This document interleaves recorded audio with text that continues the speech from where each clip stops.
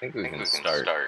Oh, what's What's up? up? Alright, Alright, so so today today we are we are doing doing a a Lexus Lexus SUV. SUV.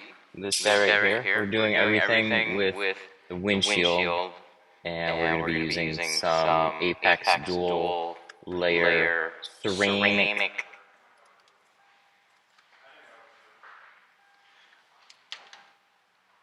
So let's So get let's get this this all all set, set, and we and should we be should able be to able just to get just get started. started.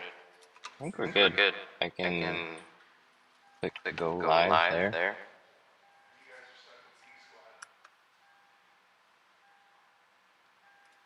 and And refresh. refresh.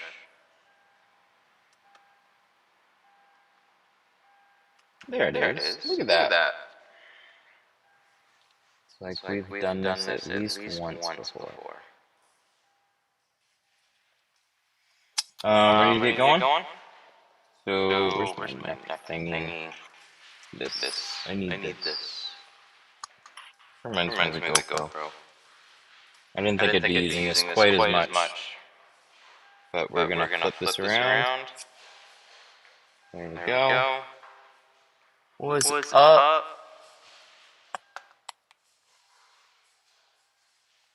Echo. Echo. How about now? Oh, that's why it was echoing. Yay! Way to just ruin the beginning of the video. should be better now.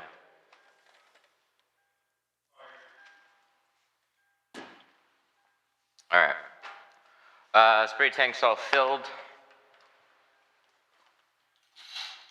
Massive haze on the camera.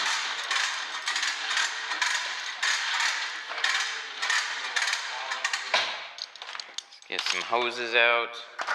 Let's brush this off. What's causing the echo? Hang on. Let me clean you guys up a little bit. Better? A little better? Oh, technical stuff causing echoes. And I successfully, there we go. Need some tape. We're gonna start with taping the sides on this one. Where's my shop?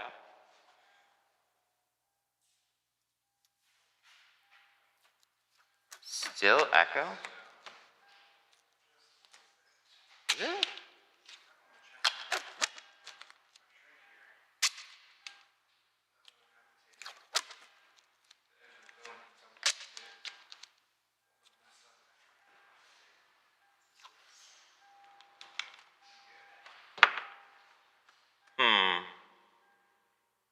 We still got an echo?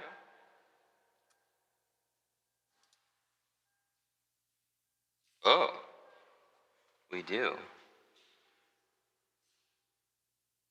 Oh, there we go. Hang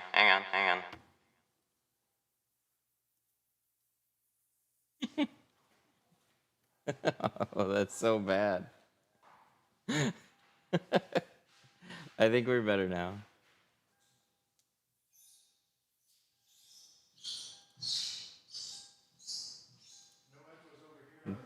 Okay. Yeah, just when I thought my son couldn't mess up my setup, he successfully messed it up. He put on a reverb setting. He likes to push some buttons. There we go. I think it was two things though. It's fun when you can't actually hear your own audio and you have to troubleshoot it because you're on the fly and you have absolutely no idea why it's being broken. So was it actual reverb? Yes, it was. Let me go back here and see. We've got these fun little Taco Bells.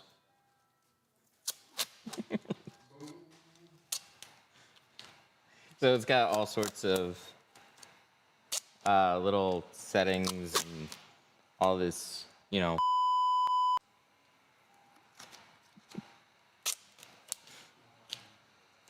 And so when my son comes in, he likes to press all the buttons and fiddle with all the knobs. And there really isn't much that you can mess up.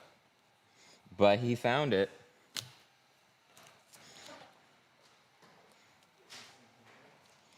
What kind of tape? This is called Seal Guard.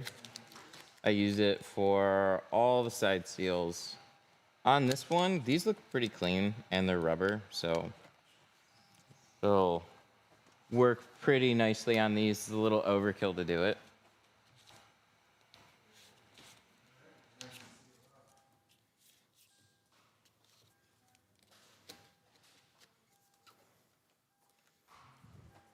But we're gonna do it anyways. We're gonna be tinting this full thing, including the front windshield. We got 50 going on the front windshield and 5 going on everything else. Is it used to keep the dirt out of the film? Yep.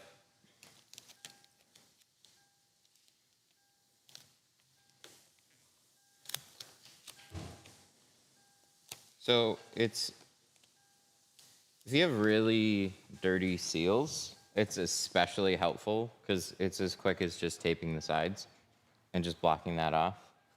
You can try and clean them out, but when you have felt seals, and there's still always little bits of dirt that hang behind, so this is effectively putting a brand new seal on it.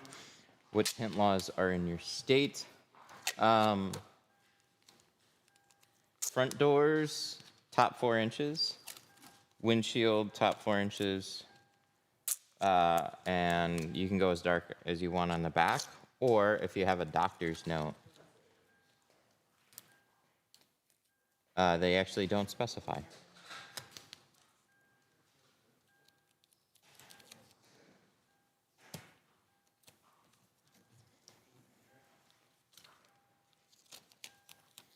Don't clean them, that's not your job. It becomes your job if it gets in the way of your work. That's the thing. I'm more than happy to clean up whatever needs to be cleaned. That's one reason you charge whatever you charge. It's like you can either take care of some of the issues or you can try and put them on the customer. Now, if a vehicle's been mudding, that's a different story, but most windows and stuff cleans up fairly easily. So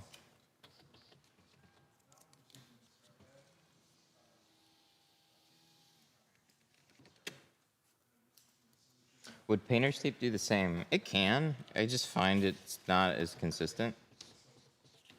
And the worst thing about it is that it's like it's a paper tape, where this is a plastic tape. So the problem is, as it gets wet, painter's tape soaks up some moisture. So if you're quick about it, it depends on the painter's tape. But you want something that'll hold up with some moisture. I want to do a different piece.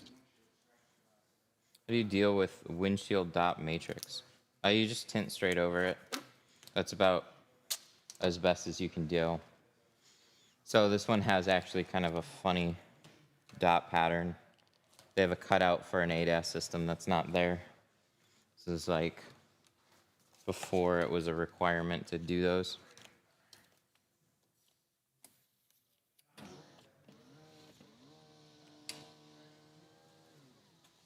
There we go. This is very yellow glass too. So yeah, on this windshield, this cutout, like there's a mirror that goes here, and then there's actually no housing that goes over here. So we got a really big, this is like for a camera system that is not on this trim, but they have it anyways.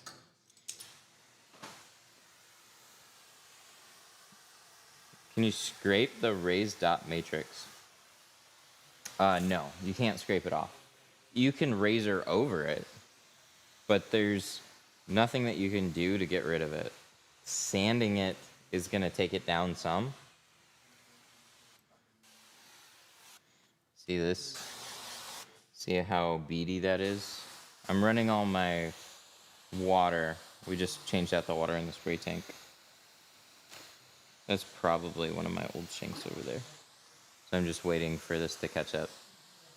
And then we'll get going. I think I have chunks in my pee. Might want to get that checked out.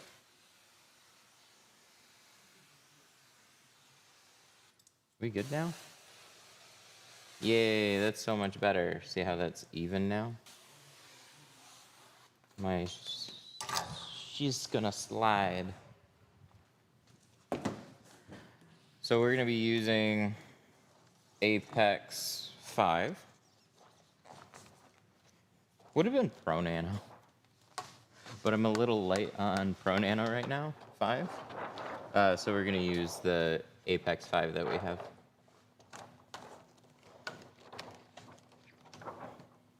Need to catch up on some orderings. Good, I have an extra knife in my thing. This is a 40-inch roll, so there's a good chance that we're gonna get double out of this one. Like 2 front doors should be more than good enough out of a 40 on this. Or I think a 36. I think a 36 would have been okay, but would have been really, really close.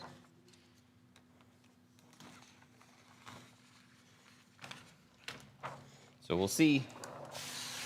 Looks pretty good. Oh yeah, that's perfect. We like that.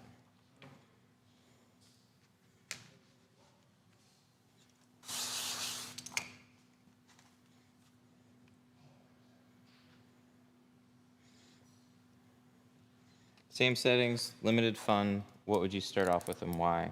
I would use what I used before. I would use Pro Classic and I'd probably order half rolls. I would still use a good film. But with limited funds, you're gonna keep it limited to 1 SKU. And then as you make money, you put that back into more inventory. Or you can even take deposits on future jobs, figure out what they want, and then you can order it. Like, you don't have to just stock up on everything and sit on it forever. It's always good to have it on hand, but if you can't, you can't. So it's a lot more typical now for shops to carry options. That wasn't the norm a handful of years ago, really. So most people, like your average person, does not know the difference. They just think tint is tint. And that's fine. That's your job to market and educate people.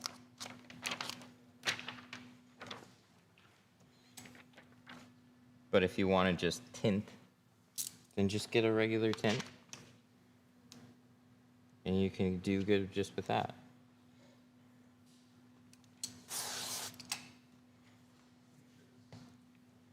Tack these together. I think we're good. We're gonna roll this down. Look how dark that is. It's 2 layers of 5 matched together right now. Let me change this knife out.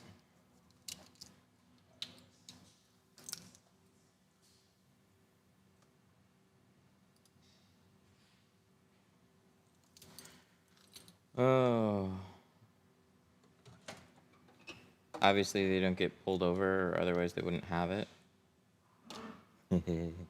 Maybe. Maybe, maybe not.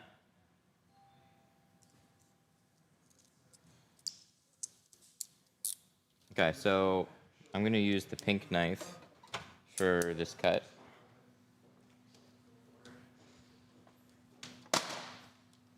Is this Apex? Yes. Liability with 5%?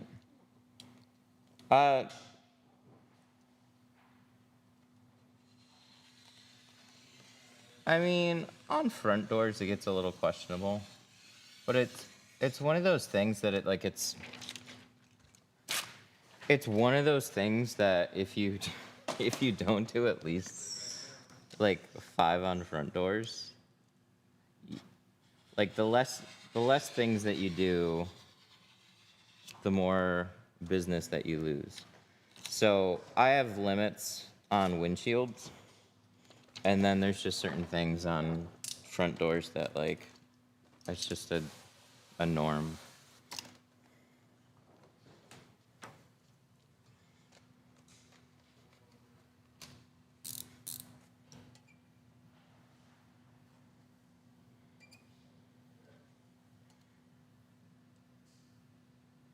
Around that.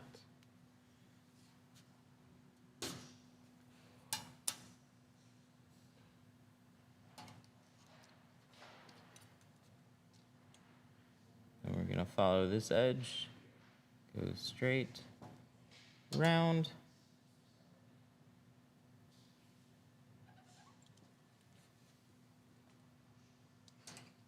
It still seems tilted. Do you love hand cutting or just for streaming? No, I'd go the easiest route. Easiest route that gives me the best result. That's what I do. And plotters are one of those things that I'm still, you don't get quite as good of a result every time. They do, in most cases, they do a good enough result. But on doors, tap edges are what annoyed me. And honestly, when you're running everything, so being the person that runs the plotter and trims it and installs it, I'm not really saving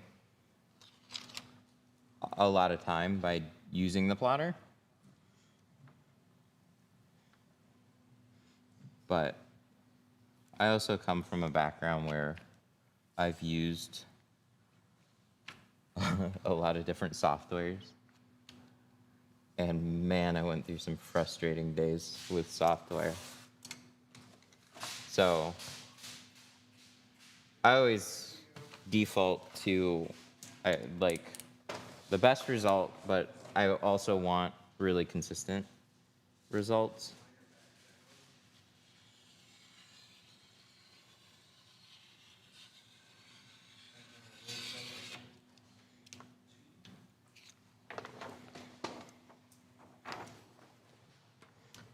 But we're gonna be using it for the back windows. So like, it's not just a blanket rule where I just never use them. I usually use them anytime that it's a little harder to see. Opinion on Expel. They're fine.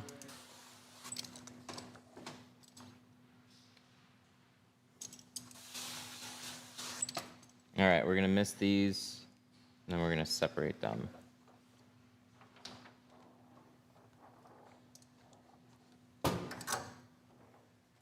This person I know keeps telling me that you don't have to shrink tint on door windows. If you pull seals, the amount of doors that you have to shrink goes down, but I couldn't tell you which ones you necessarily do or don't.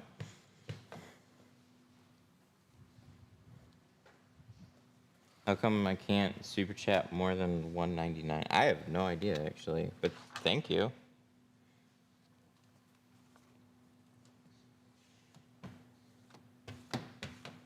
Did we get a super chat? We'll check.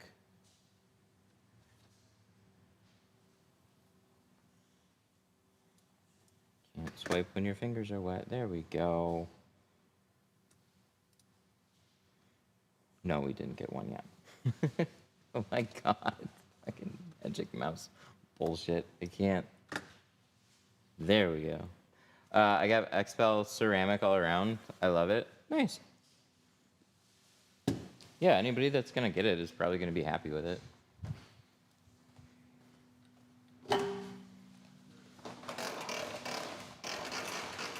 Any tips on not creasing the corners on back windows? It's always easier when we have a back window example because I have like dozens of videos on it. So I suggest watching those.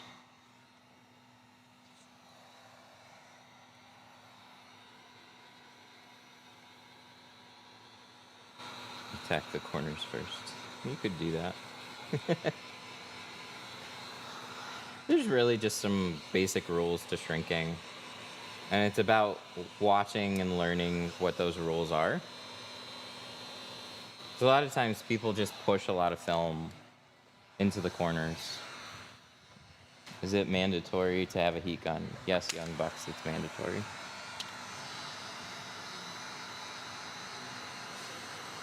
You never use your plotter. You must be new. I have 2 of them. Of course I use them.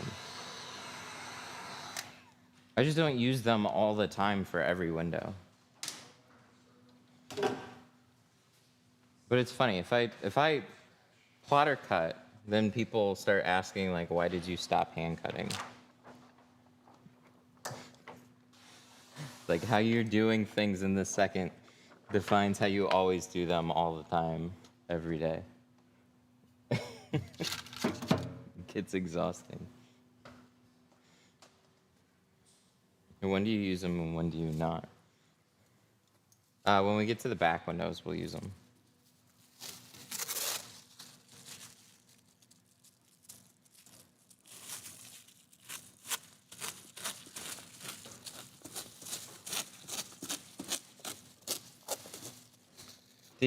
They can get disappointing on door windows. So the top edges, this cut really matters. And that's usually where plotters have let me down. And I just don't like that. There's also irregularities with like bottom distance, side distance, and it just depends. But I could have 10 good patterns and 1 annoying pattern, and then just get frustrated with the system. So, but I've been using them for a long time. I've used a lot of different ones. So part of like, I think core is really, really good, but I tend to not use it all the time because of that bad history. How many blades out an NT? What? Oh. How much blade do you have out when you cut out a back window? Usually about that much. You just extend it out farther. That way you can get a nice low angle. Because the angle of your blade, you just want as low to the glass as possible. So if you just have one little click out on your knife, you have to use a pretty sharp, high angle, and you don't want that. So lower angle, more better, smoother cuts.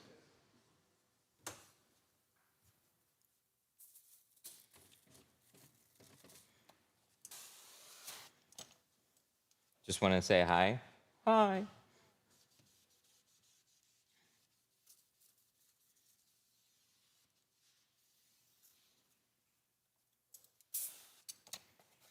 All right, let's clean this thing off. We can go a little. They do like your typical Lexus thing. This is a really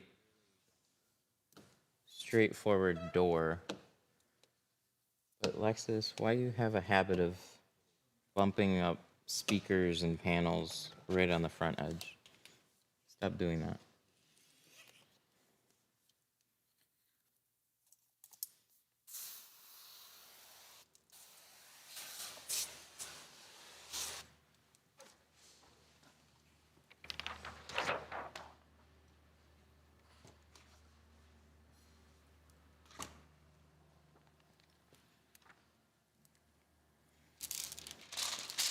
peel this down.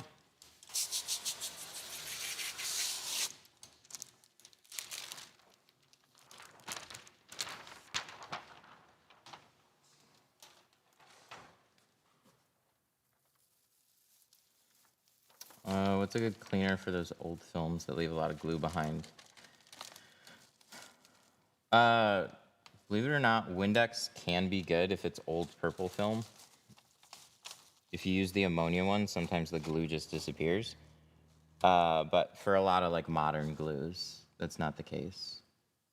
I don't know why, but anytime I would come across some like really purple old stuff, ammonia Windex was magic on that stuff. It would just completely dissolve. But you can use ATR, which is a really good film adhesive remover, and then also tint strip. Either one of these.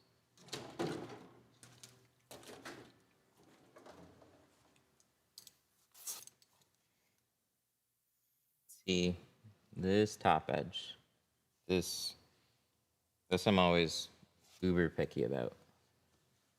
I just want to get that as close as I can without going over. Do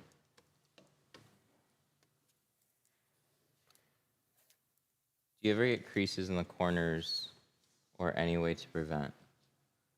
I mean, yeah, I've definitely gotten creases. That's not unusual. Ways to prevent creases is a lot of times just more practice. There's a lot of finessing with window tint.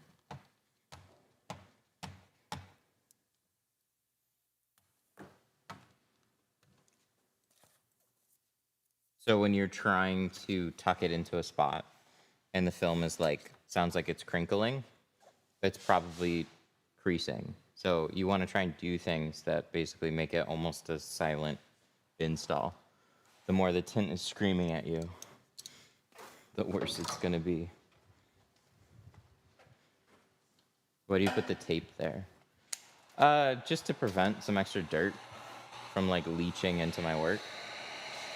Because I'd rather tint against a brand new seal than an old one. So this is a 2018. Pretty clean.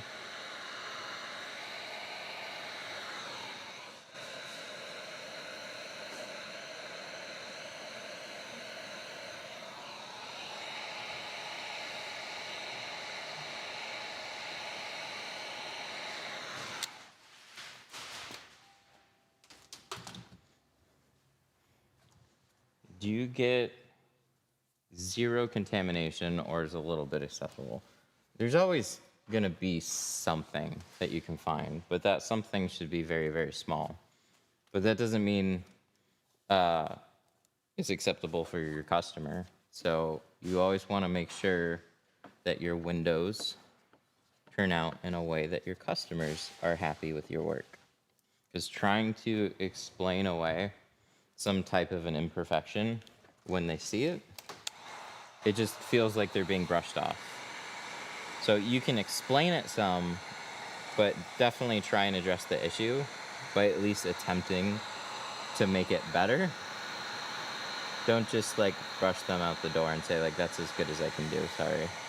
Because that'll just make them upset.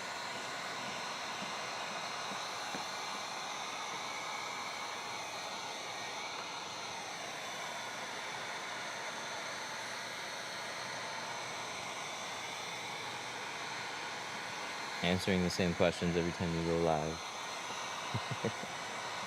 There's always new people that see this.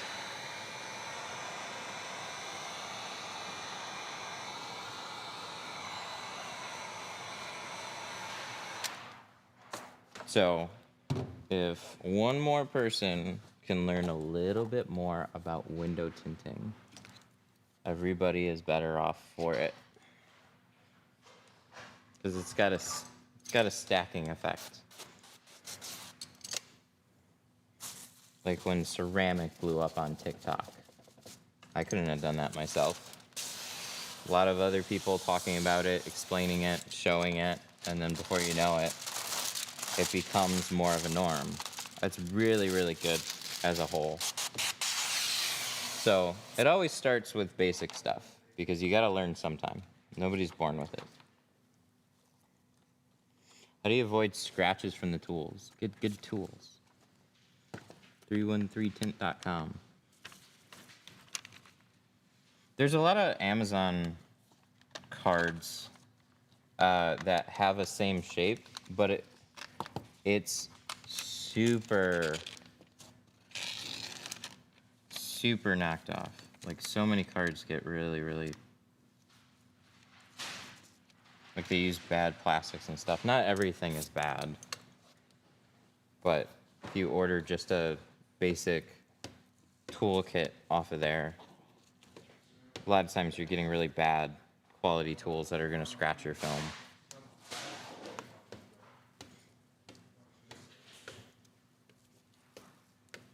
But this is a Chinese tool.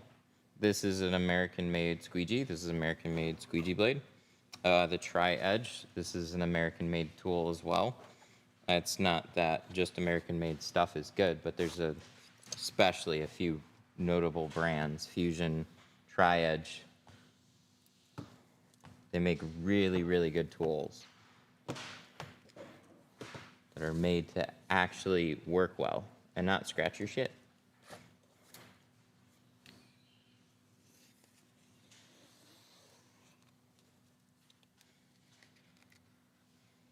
Where would you go to get them? 313tint.com.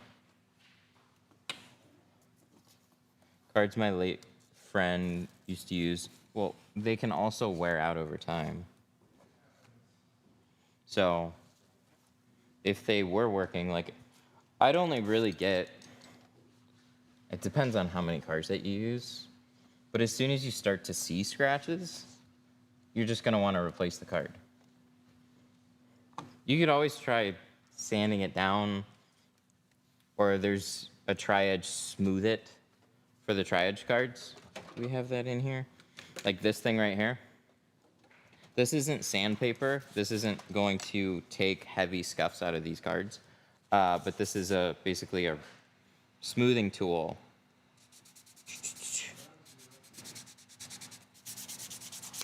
Way less likely to get a scratch.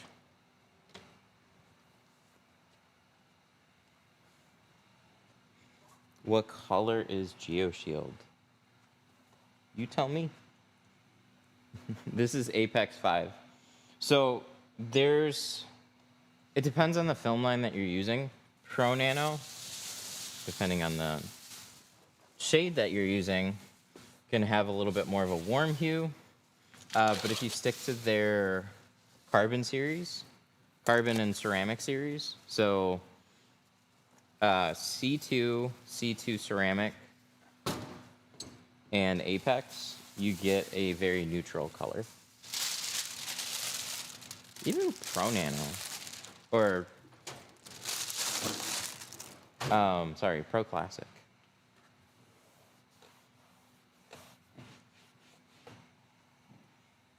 Hint of Tint Club. Sounds like a Tint Depot.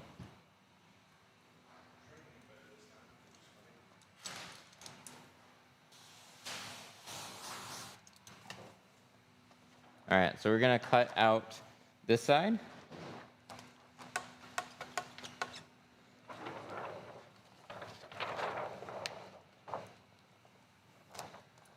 You just leave the rest of the tape. No, all the tape pulled out. Tape is gone.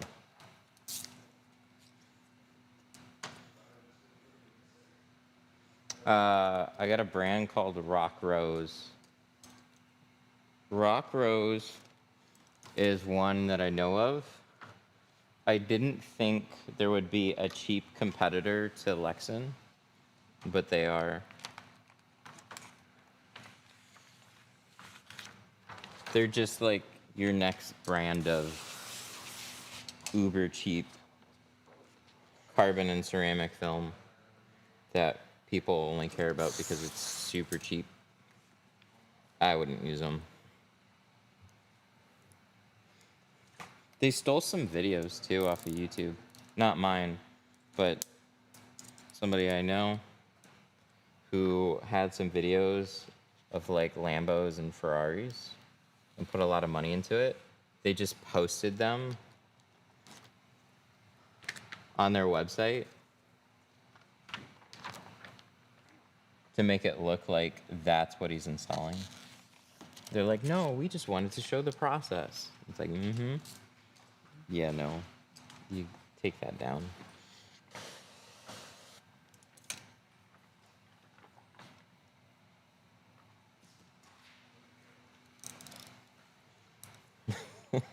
So you prefer Lexan over Rock Rosin? I don't prefer either one of them.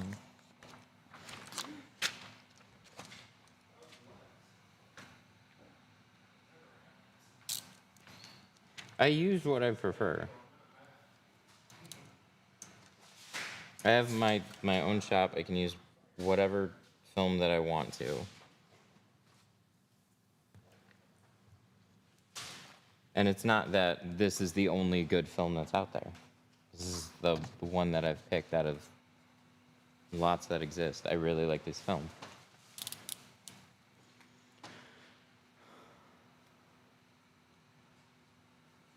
Where can I purchase Expel? Go talk to Expel.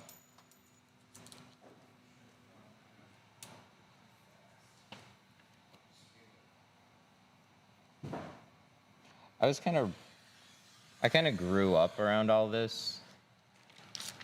So like not window tint specifically, but automotive accessories.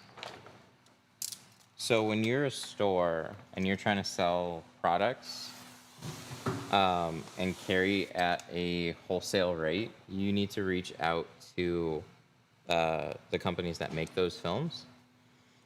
And sometimes they sell through specific distributors, and sometimes they sell direct. So any of these brands that you're looking to pick up or interested in trying, you're not going to find them on Amazon. Amazon's for retail purchases. You're not retail.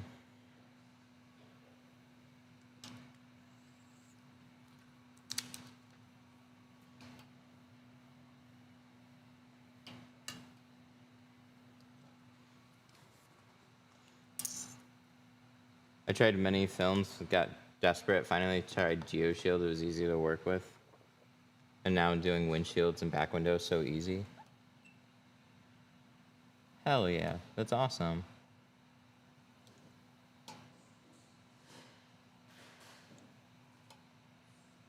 Look, if it was hard for me to install, I'd be talking about it.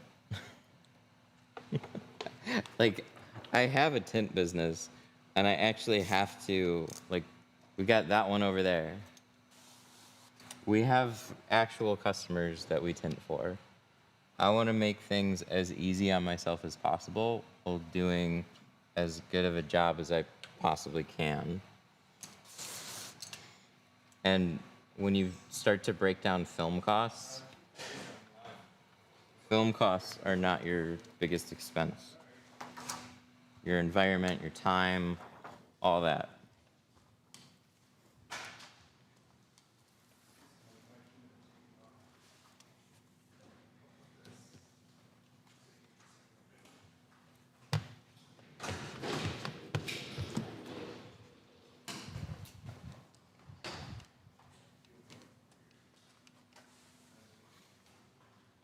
I was quoted $280 for old tint removal and $250 for a new tint. Reasonable? Mm-hmm.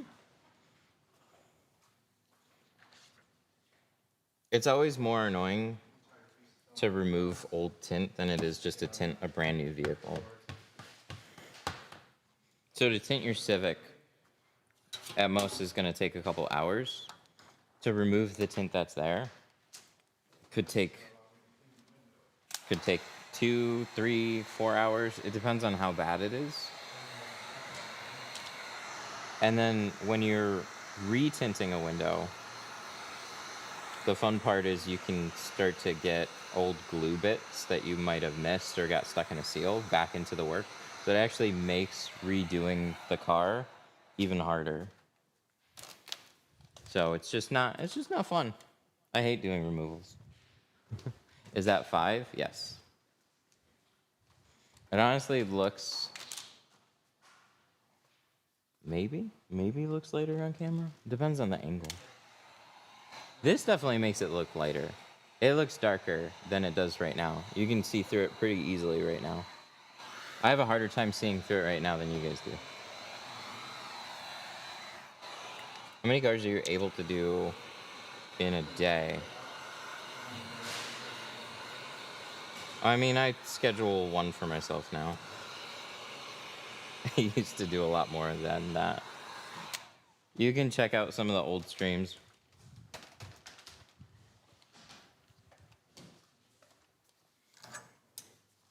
But a big focus here, and the reason why I put this place together is like, I didn't want a tint shop.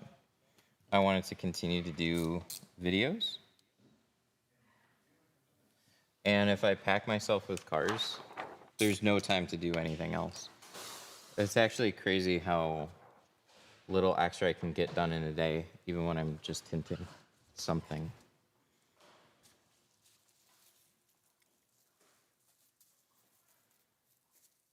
Funny thing is, 2010, I got all installed 5 windows for $100. That was still cheap for 2010. There's still shops I think that'll do $100.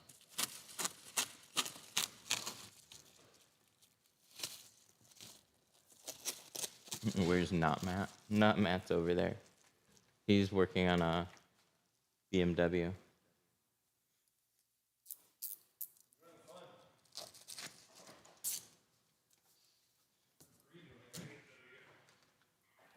Have you ever done 20% over 5% ceramic? 20% over 5? I mean, I've done kind of the other way around. So this is going to be near 20%. We can check it. I think we can check it. We have the tool somewhere. Where did it go? Where's my anything around here? Oh, we probably put it on a thing over there. If I find it, I'll check it. This should be around a 20%. And this is 5%. So this is making it very dark. How you clean windows that's full of glue? I do it the same way that I'm cleaning right now. I take a 1-inch razor blade and soapy water and I scrape it. Sometimes you have to use 2 or 3 razor blades. But you take that razor and soapy water and you just go to town.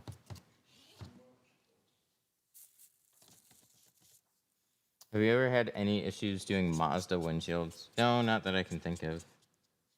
I had way more issues. Not really me in particular, but there's way more potential issues out of anything made by Chrysler. Did I spy an LTT screwdriver? Yes, I got 2 of them. That's a pretty good spot. I'm impressed. I like them a lot. I wanted to get the white and the purple. I got that one when it first came out. I need more Torx bits. They're out of stock on Torx bits, so I have to buy them separately. But I use I have to basically use a Torx and a Phillips, so they're good for that. Have you tinted any Cybertrucks yet? No, actually. No, bring it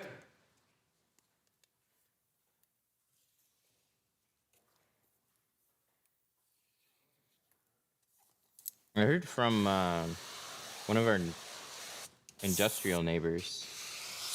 He came in. He's going to be getting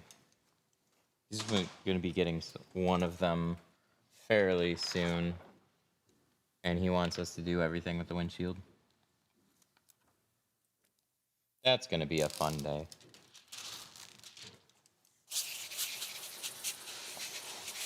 Will tints protect me from skin sunburns? Yes. Tint blocks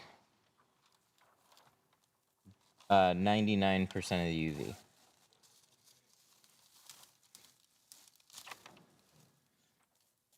I actually have a UV camera I can even show you guys. We should do that with a very light ceramic film.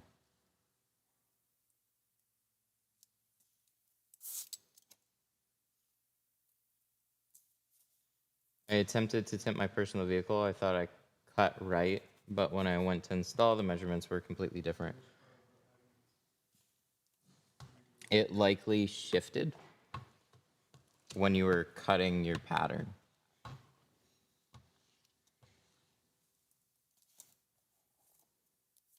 So when you cut patterns and like you get the film to kind of stick in place and just like sit there with some soapy water, but you have to always squeegee it from moving, or else as you cut it and move it around, it'll shift. So you probably shifted it.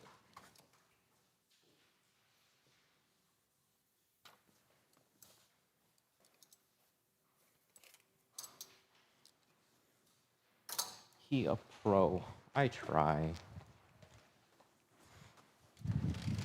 But yeah, it's definitely not uncommon.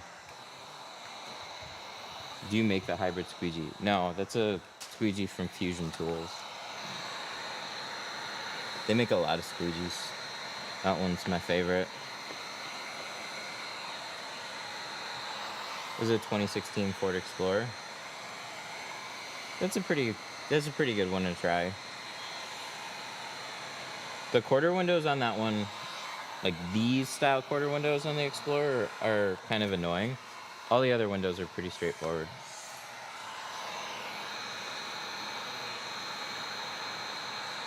Is Superior Charcoal from Tint Depot a good starter film? Yeah, it's actually going to be very similar to Pro Classic.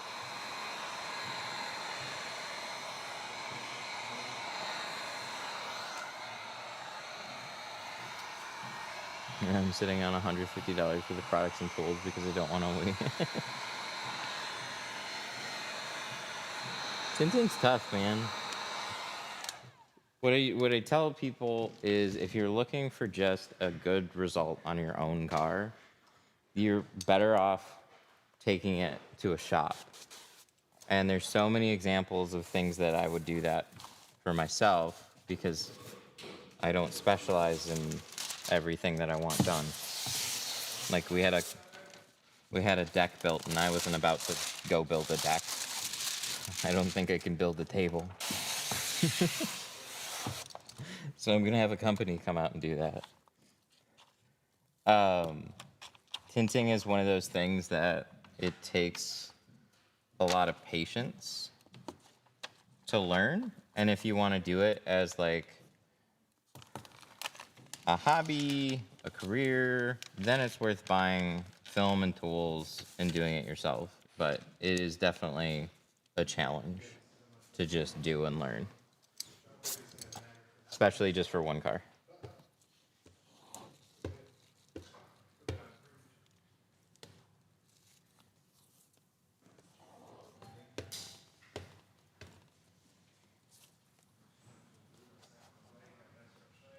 I have a question. I've been through quite a lot of videos. I'm looking for advice.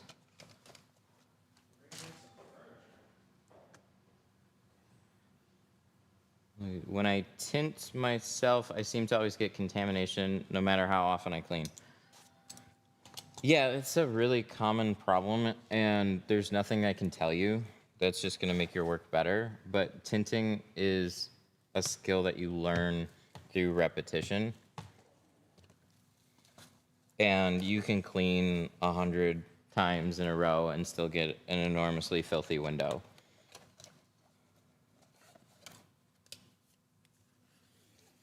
A lot of students that we get, they tend to cut their patterns too wide and way too long, and that will make it really difficult to install.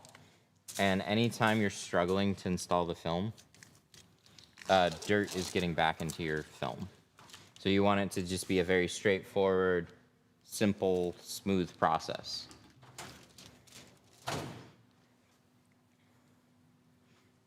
All right, we're gonna jump over, do the other side. Those are cut, those are shrunk, and then we'll do the quarters in the back window. I wanna cut those out on the plotter. Oh my God, he's gonna use it.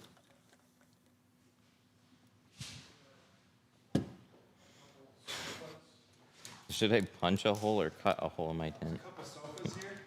Matt, Yeah, sofa delivery. yes. You want them through there? Yeah, that's fine. Whatever gets them in. We're gonna end up putting them in the back room, so you can just get it in. You can scoot that over and just put them there. I mean, I guess if they fit through the front door. I wasn't sure. Okay, yeah, then just get them in there. That's fine.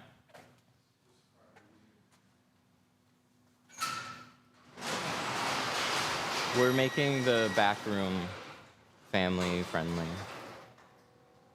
That's why we gotta bounce those right now.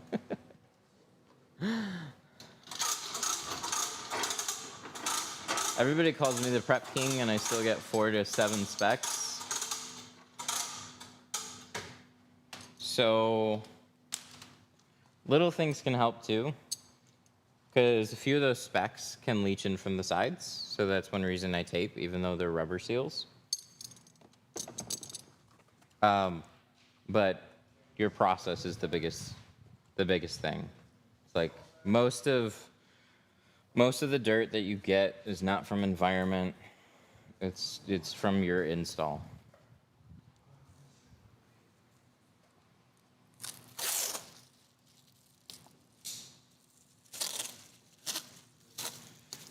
My ceramic windshield has horrible glare.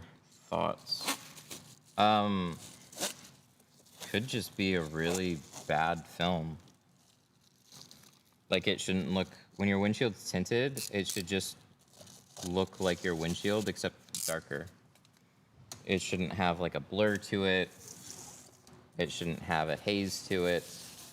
But there's poor quality ceramic films that have a terrible haze to them. And some of them will cause starbursts. So like when you look at light sources, that light will scatter and just look like starbursts.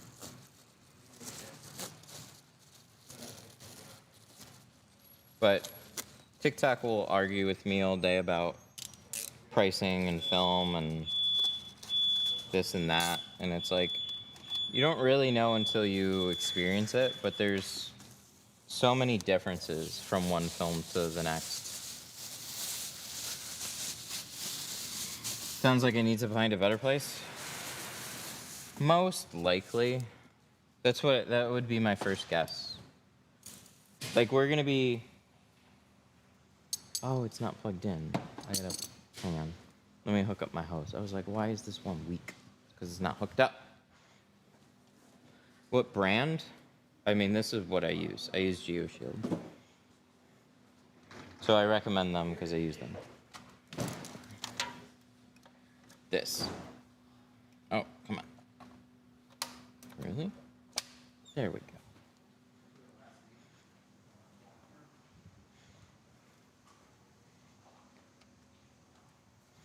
Oh, yeah. Thanks. Oh, is there another box up front? Yeah, it's small. Okay. I thought it was going to come in a couple boxes. A couple couches. Yeah, we have like one couch, but it came in pieces.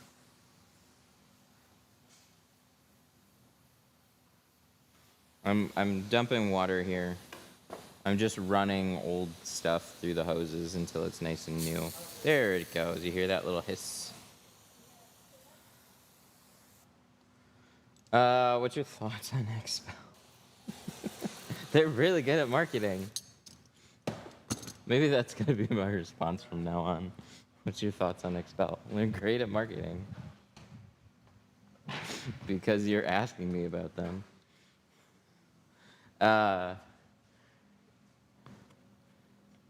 Do you have to shrink film on the side windows? I would just shrink everything.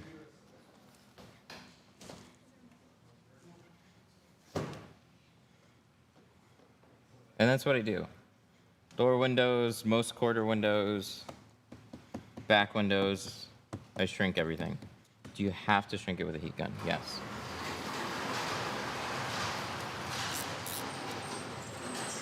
Look, I don't want to make things more difficult on myself.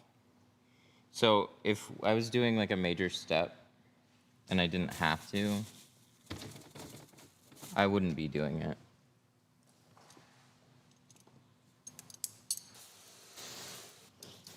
Do you like Walmart film? Yeah, it's made some great YouTube videos.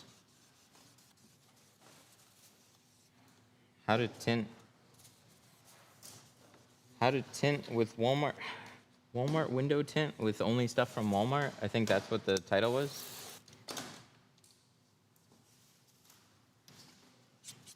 I got some views on that video, man.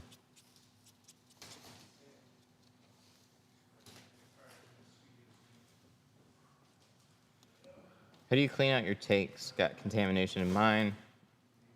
Cleaned it out a few times. Yeah, so you're gonna have to clean out your tank fairly regularly. Soap will just build up in your tank. That's just what it does. So I'll take a scrub pad and just work it inside the tank. You can also get bottle brushes. You can also loosen up the, what are they called? The ball lock connectors. And pull the dip tubes out and just like take a pipe cleaner and run it through there. So they don't take a lot of work to clean them. They can get kind of scuzzy, but if they sit, let's say, for like a week, you're definitely gonna want to make sure that's cleaned out. Just because that glue is gonna build up kind of like a gel, like little white gunky bits you're gonna get on your film. The hardest thing is the rear windows. For me, front windshields. If only my day was door windows and back windows, that would be good. Windshields became the norm a while ago. So I do a lot of front windshields. It's just become part of the business. When I started tinting, we just hardly did windshields. But tinting, especially for us, was more about just darkening windows. So most people didn't want to put, like, it just wasn't a norm. You talked about a windshield and you're like, oh, that's crazy.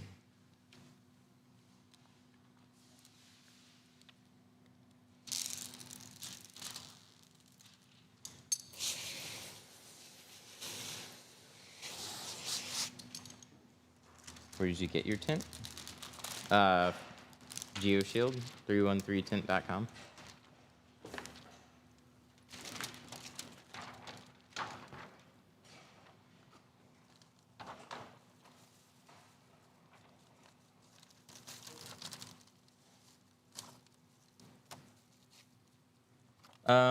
I currently use Geo for my nano ceramic and Cool Max for standard. I mean, that's definitely a way to do it.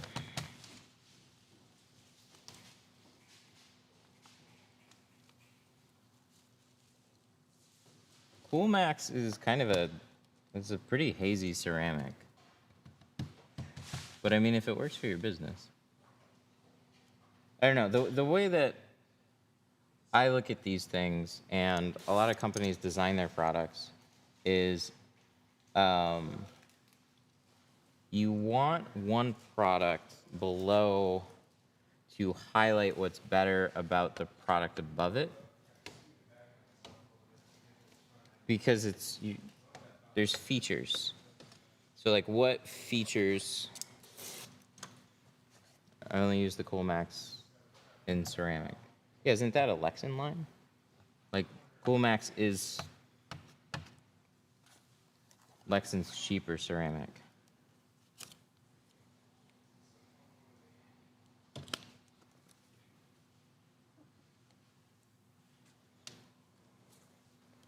So ceramic blocks out a lot of heat. And so even a poor quality ceramic is still going to block out a lot of heat. But it's going to be milky to see through. Like it's just hazy.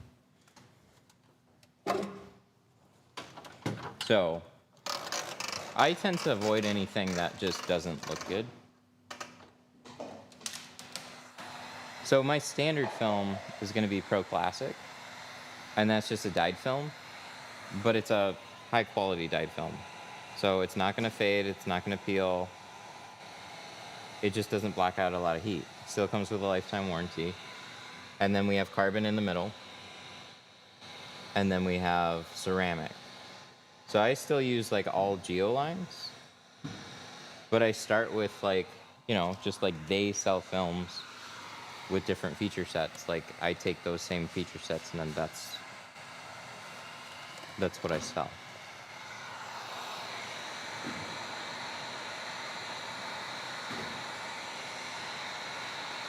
What's your company liability for tinting windshields if it's illegal to do?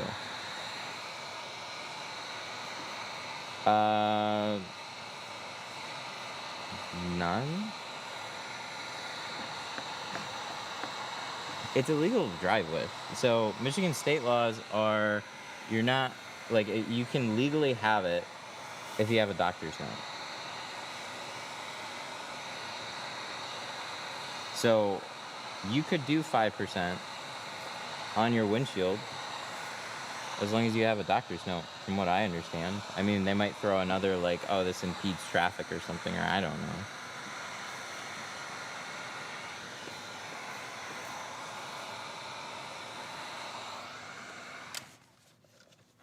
But I do think there's certain things that would probably push limits a little bit too far. And one of those things would be maybe that 5% on the front windshield. It's probably a little bit much.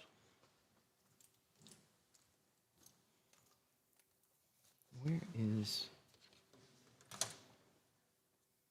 it in here? Do I know where anything is? No, I don't.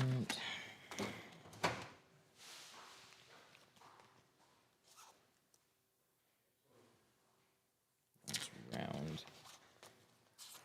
This one. That one's a little rounded too. Do we get rid of all our flat files? Ooh, this one's flat. Let's use this one. Have you ever broke a window? Yes. Yes. Not a fun day.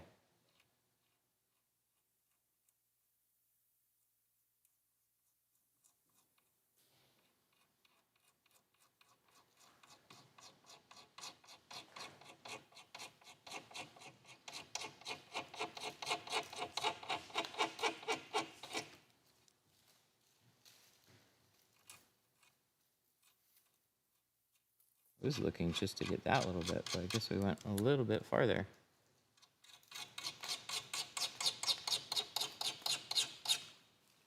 Nice.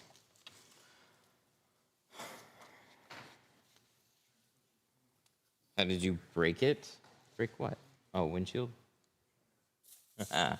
By being dumb.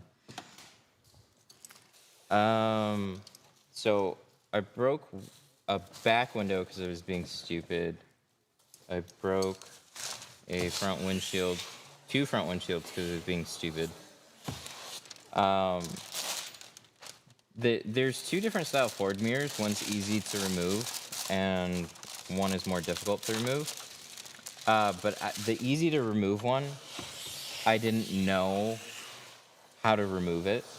I would run around to different companies, And so there was this glass company, and they're like, yeah, just take your hand, and you can just like peel that tab right off.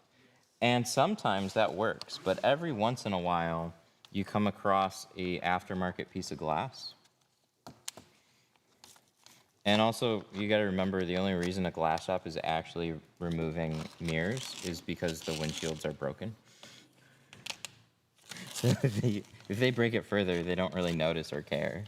They don't think about it very much. So I did that technique a few times and ripped a chunk of glass straight out of the window. And then I checked the tab on it, and it's a cheap windshield. And it was a cold day, so that probably didn't help at all. But yeah, not fun.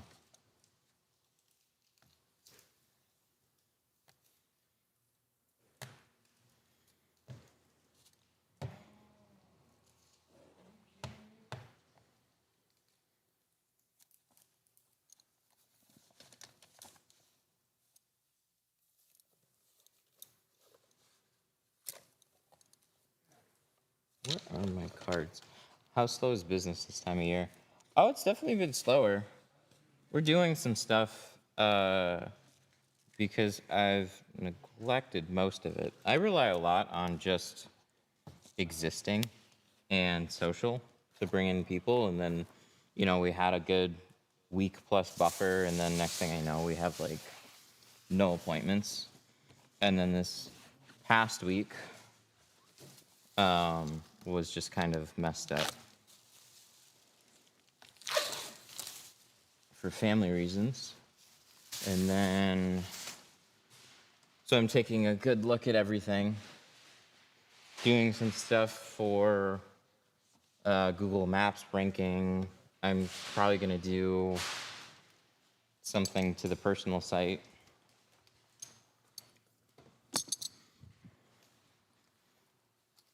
Add a couple of videos, I think. We need to do some pictures.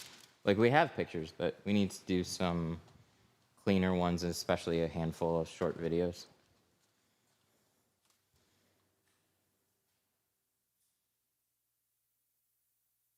TikTok stopped. Let's start that again. How do you keep the dust away?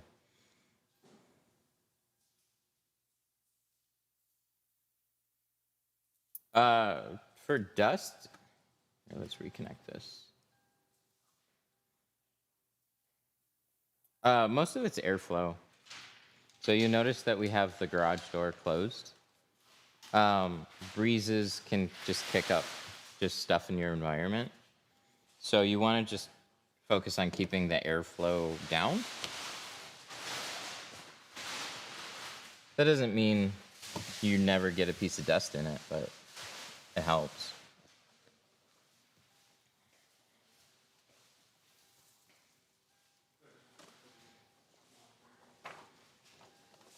All right, so now we got, oh, I got that back door. I checked. I thought I was done. My bad. TikTok. That's why I got distracted. Okay, so we got that over there. One more towel. Yeah, let me get one more towel and a blade. And then we'll go wrap up that door. And then we'll cut some stuff out on a plotter. Oh my God. What percent is double 35%? So if you take 0.35 and multiply it by 0.35, you will get your answer. And I can't do that math off the top of my head. I want to say like a 10 or 12%.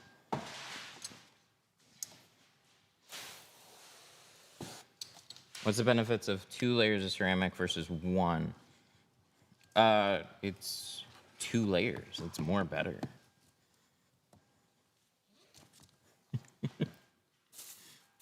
No, so 1 layer ceramics, they block out a lot of heat. This is just taking 2 high quality layers of ceramic. So it's blocking really the additional heat that comes through 1 layer of ceramic, which isn't much. So you're not going to have like an insane performance boost, but it is better. This was supposed to be a Pro Nano job. And then I went to find my 5%. And I think I'm just short on what I need to do this one. And I don't want to get, you know, almost through this job and run out of 5%. So, free upgrades.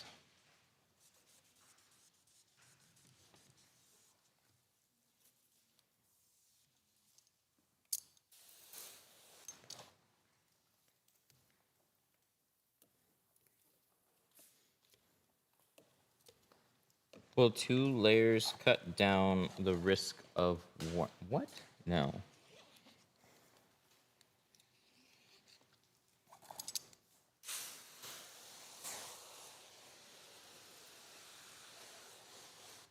No, any film that you get installed properly, I mean, as long as it's a nice film, you should have very little risks of warranty. I mean, that's especially why I don't want to use cheap films. It's because I don't want something to install, look good today, fail tomorrow.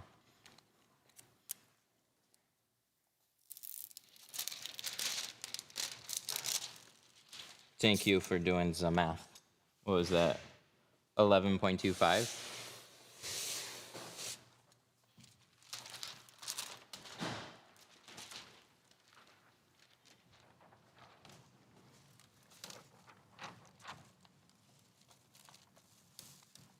Put this in, go over here, put that in.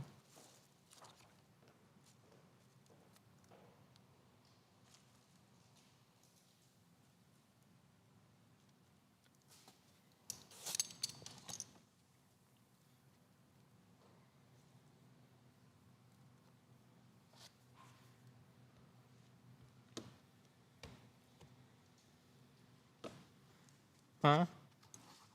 Bro took 10 minutes to do pre-K math. I'm not doing that in my head.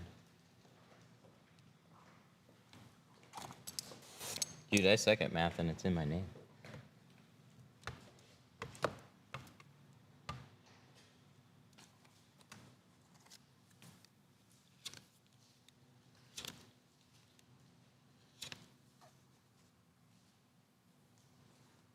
But yeah, 0.35 times 0.35. You got your answer.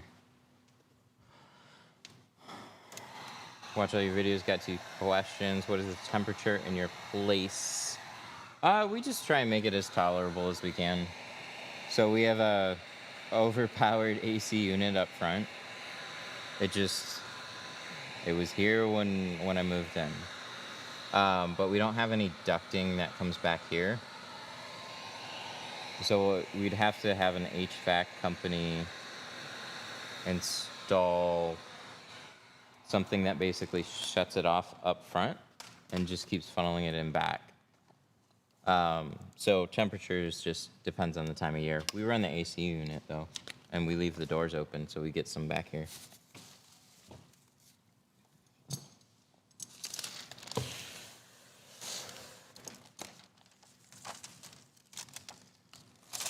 How dark can you go? I have as dark as 2%.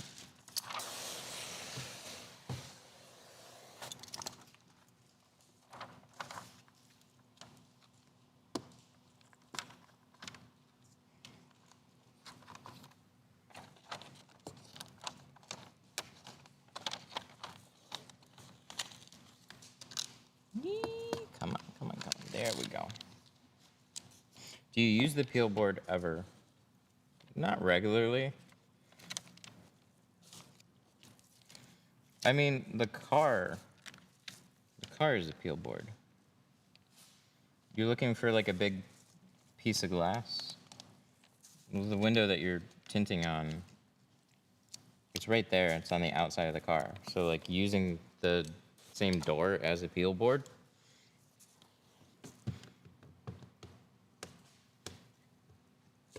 like it works perfectly fine. If I use a peel board, it's not to keep my work any cleaner. It is nice to like plotter cut, put those on a board, and then carry those around, and then just peel them off of the board that way. That's cool. But when I'm cutting right on the car and then I shrink, it makes total sense to just take it off of that door and install it rather than take it off the door and put it somewhere else.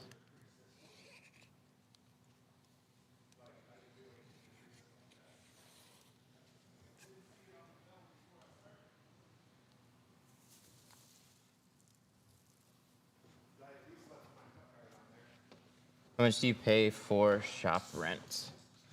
Shop rent is $3,500 a month,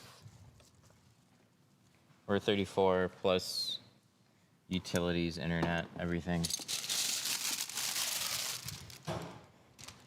Internet's like a good $300 a month. What does 5% look like from the inside? This is 5% over factory, and then that's just 5%.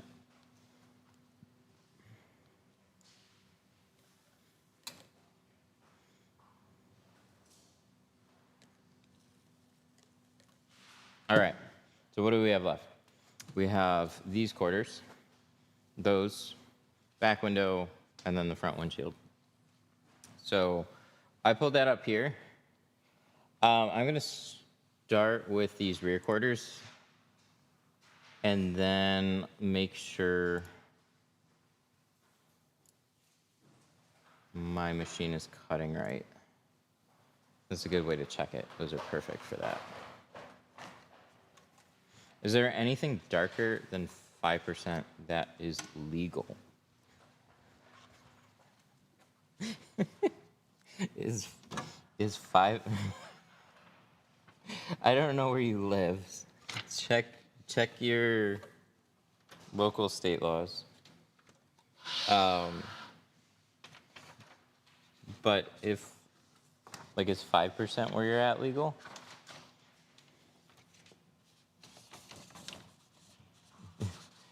Oklahoma 5% is a no-no. So then, if you go darker than 5%, how would that, like, that question makes no sense.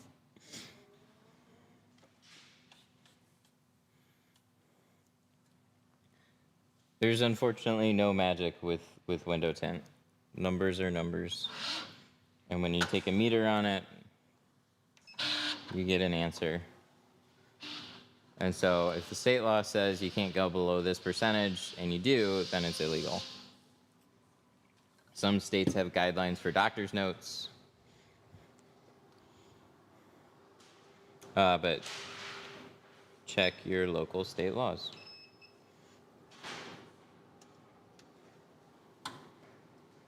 Yeah, Michigan's about the front too. Oh yeah. Okay, so we got this, and we should be all set. Click cut. Everything's set. I changed out my Teflon strip on it. I'm pretty sure that's why I had snagging. Film designs? No, I don't like that program. This is Core.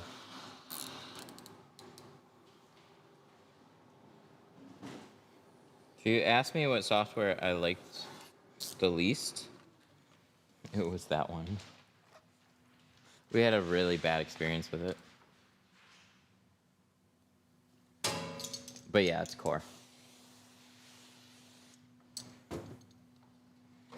The software has always frustrated me.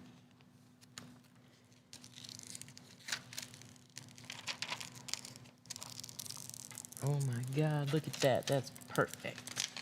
That's what you want to see. Yes! No snags. Perfect cuts. Let's go. There we go. That's a perfect spot for it. But yeah, plotter software has always frustrated me. I've used Tint 2020, Film and Vinyl, True Cut, Computer Cut. I used DAP.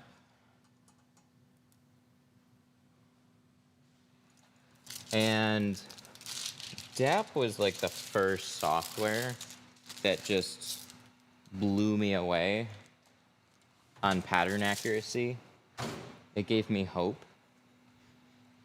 And that software was great. And then they let everybody use it. And once they established a user base, they said, fuck you. If you're not a dealer, you can't use it. Which is smart business. But it's also a dick move. So I'm just salty about the software for sure. But there wasn't anything that compared. Fast forward years later, Core is way better. Precision Cut, which I really liked, combined with, True Cut. Solar Guard's, or Suntex True Cut and Precision Cut, so those are both Eastman owned. They combined into a program called Core, and they dumped a ton of money into it, and it really shows. It's so much better than any of the other options that are out there. So, if you're a dealer, you're using DAP, and if you're not a dealer, it's not an option. So you can't really talk about it like it is an option. Because if you were a dealer, then you'd already know, and you'd already have it. They want you to be on their systems. Do you not read comments, man? No. Where are you located at? Sterling Heights. Detroit Tint Studio. Sorry.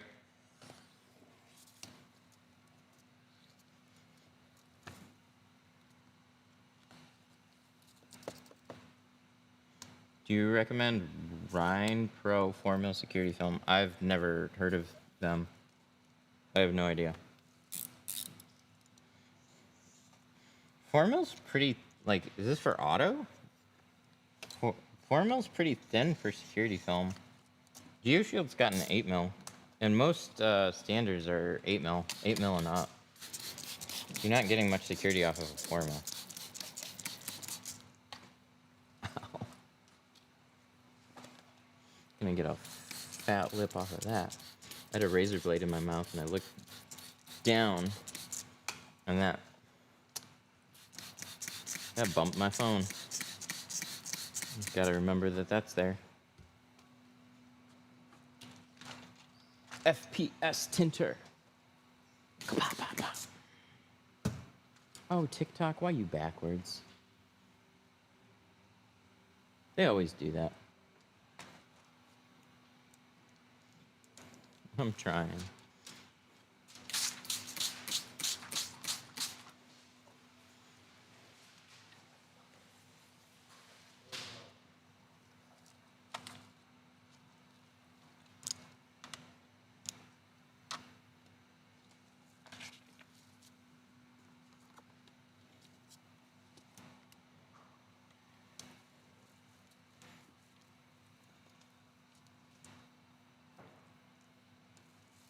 Baby shampoo works. I used to use baby shampoo.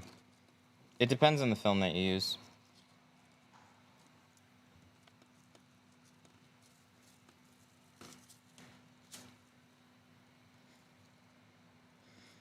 So, like, we've run into a couple patterns that were, like, I'd say mediocre. And I don't use it. Like, I still hand cut way more than I use core. But I am... It's just got a unanimous recommendation from everybody now. And anybody that uses it, it's like, it's one thing to have a slick interface, but you need to back that up with pattern accuracy. And damn, they did a good job. No super chat fog today. Shit. I'm sorry. Were there super chats? Hang on, let me do this. Hang on. Why did that one not come on? There we go. It's been a minute since they've fired up. I'm slowly reminded of sometimes this stuff just does not work. Oh, and it's $2. Sorry, that's not a bad thing. But I had to put a. They're like 5 and up.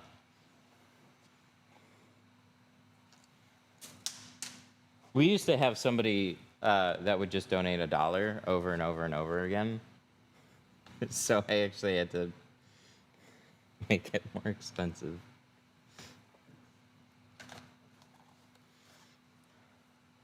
But thank you for the super chat. I appreciate it. Should I do Walmart ceramic tint? I actually have.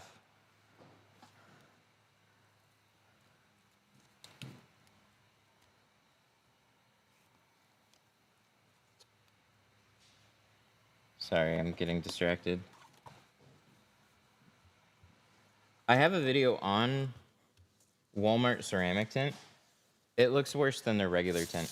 If you're gonna do anything from Walmart, just get the regular one. Like, it doesn't even look as... the regular one looks more black from the inside and the outside.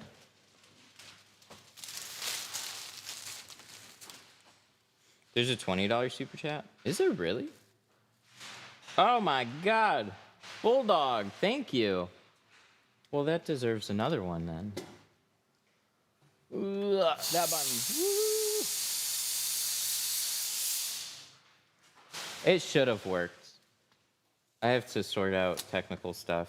I have it hooked up in a way that it probably shouldn't be hooked up. But thank you, I appreciate it.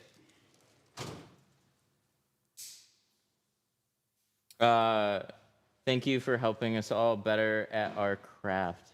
Aw, that was a nice one. So this is my viewing window right here, or this is what I usually have up. And for whatever reason, super chats, I might be able to do something that they pop up here, but it's been complicated to even get to this point.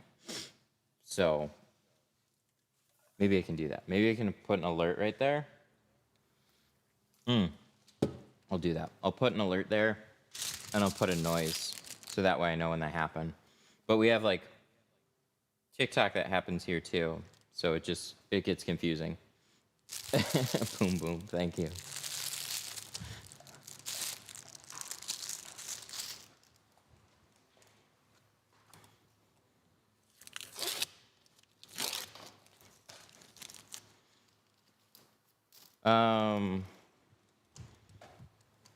Yeah, that was really nice. Thank you.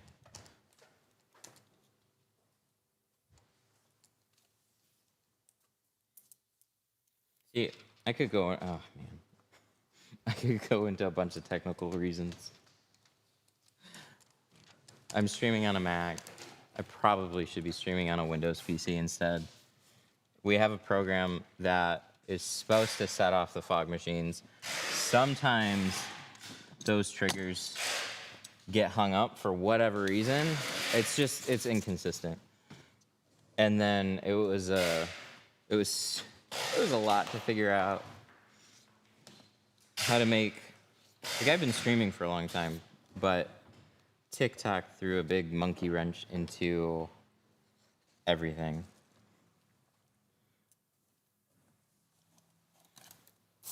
So it's been fun to try and figure all this stuff out again.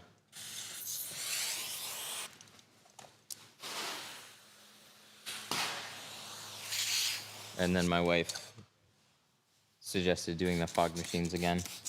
And the next thing you know, we're getting those strung up. How often do you stream? I can't. I don't know. I stream when I can.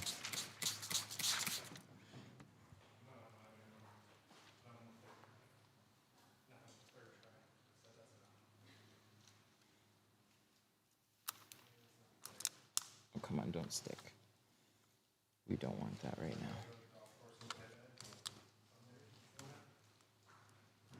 Good. Where is it? Where is it? Where is it? Where is it? There it is. there. This is like the worst part.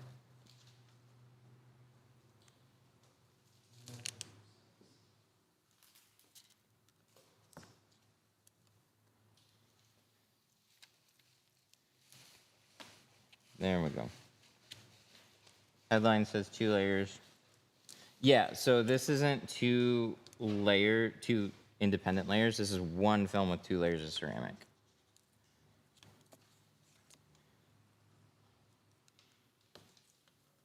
We doing Apex, boy.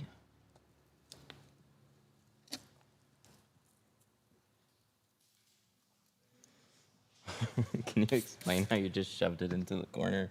No, not really. I can try.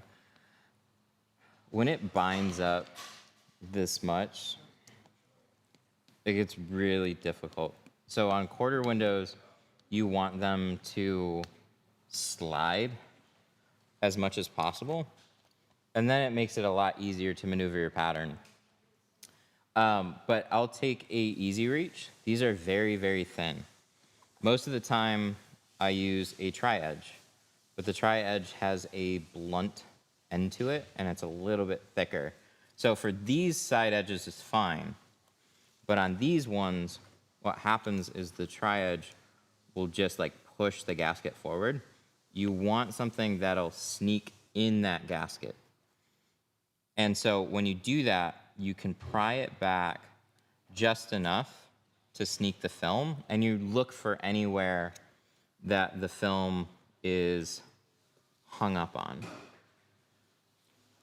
So if you push it like really, really close and almost like butt it up against it, lift the seal a little bit, you'll usually be able to find a spot and work it in, and then look for anywhere that gasket still is not, or where the film is still pressing on the seal.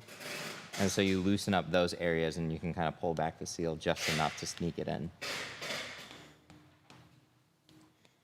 So these types of windows are the most, like one of the most frustrating for me. You can take a couple cards and you can wedge it into the seals, like kind of like that, and just leave them, and it'll free up a little additional space.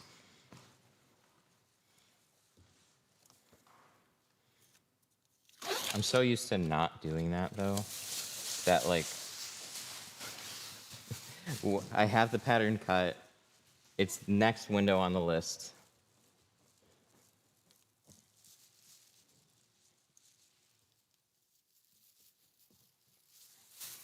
And then I'm like, oh, I didn't do any of that. And then I just go for it. And then I wonder why I have issues with it. But that worked out. It's installed, no gaps. Using baby shampoo? No, I'm using Tint Slip.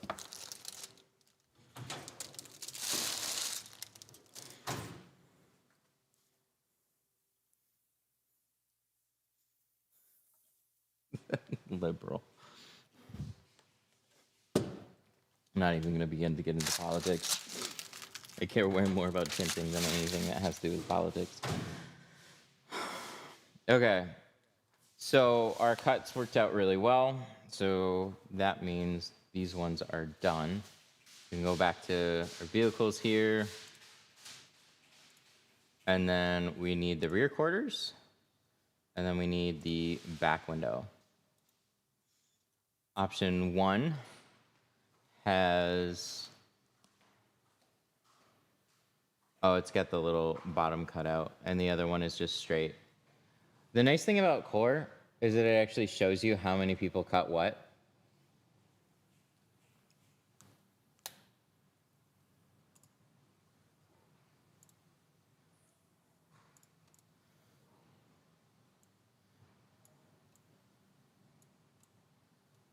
So we're gonna arrange these.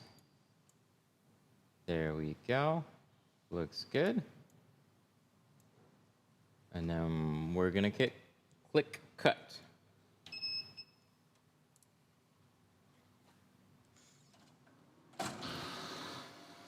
Cross our fingers.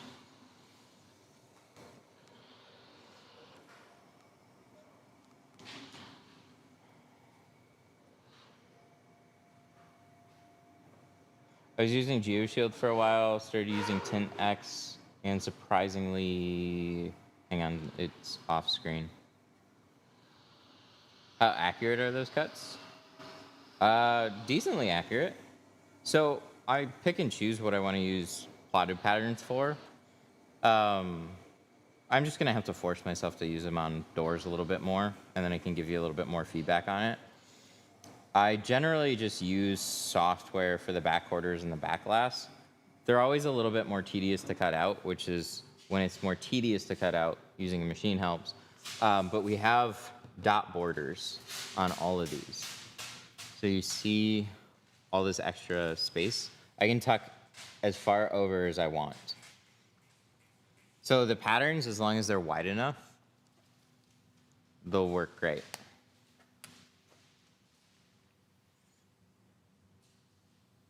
Is Workhorse 2 worth it, or wait for getting a Graphtec? If you're gonna get a Workhorse, get the Workhorse 1, honestly. The Workhorse 2 looks better, but it's not significantly different. It just looks nicer. It doesn't cut better. I think it might have 2 additional rollers, which literally don't matter because you only need 2 rollers. If anything, the way that the plotter sits on the frame is better on the Workhorse 1. It's just the Workhorse 1 looks like a cheaper machine. Because it is money-wise, but it's a good machine. Graphtecs are really, really nice machines. The FC9000 is kind of, like, I didn't realize how overbuilt this machine was until we got it in here.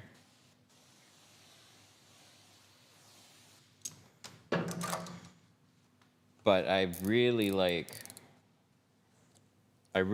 this one. If you want, I was just gonna say, if you want something that's kind of in the middle, just get a Jag machine. You'll save some money on it. And you won't really skimp on any features. Jag's kind of like that awesome middle ground. What was that slim tool called? This one is called the Easy Reach. EZ, like literally letter E, letter Z, and then reach. I have a Jag machine and it's great. Yeah, they're even more recommended than Roland's are. So Plotter Depot, which is where I got this machine from, I got both from. I asked them, I was like, I've used Graphtec before. What do you guys think about the Rolands? They're like, honestly, the way we would rank them is Graphtec number 1, Jag number 2, Roland number 3, and then you have your budget machines. But look at them kind of like a car. Even a cheap car is going to get you around. The cuts aren't necessarily better on a more expensive machine. It's just the more expensive machines have more features. They have more features, and a lot of them you don't need, because these are machines that can cut out stickers, and you know, they're just meant to be running all day. Why are you cutting like that?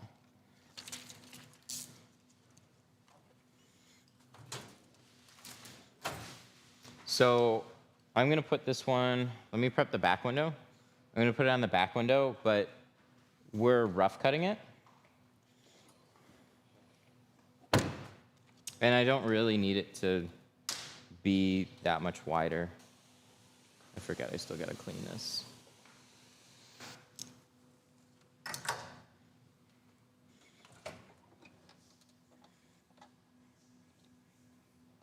Oh, here it is.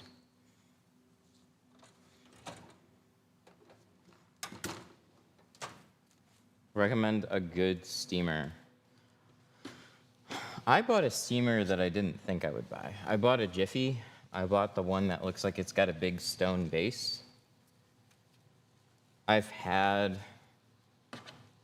it just takes a while to warm up, but it's really reliable.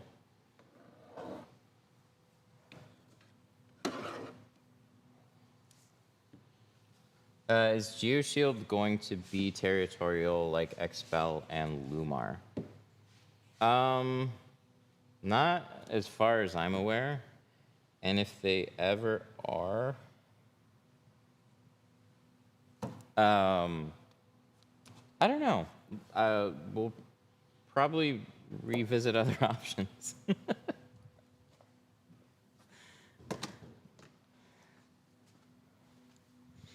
I think as much as they talked about is possibly, like, I liked how Lumar did this. Lumar's got, that's so, I was not expecting that. Oh wait, I don't have to, I just gotta, because I used a plotter, God. I was about to glass aid this, and I'm like, dummy, you just plotter cut it. Where's my shit? I put it on this stand over here. Oh, look at this. I got all my tools that I use for a windshield. That's where it is.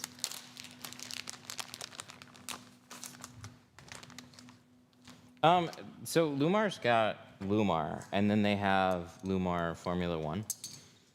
And I like the idea of that.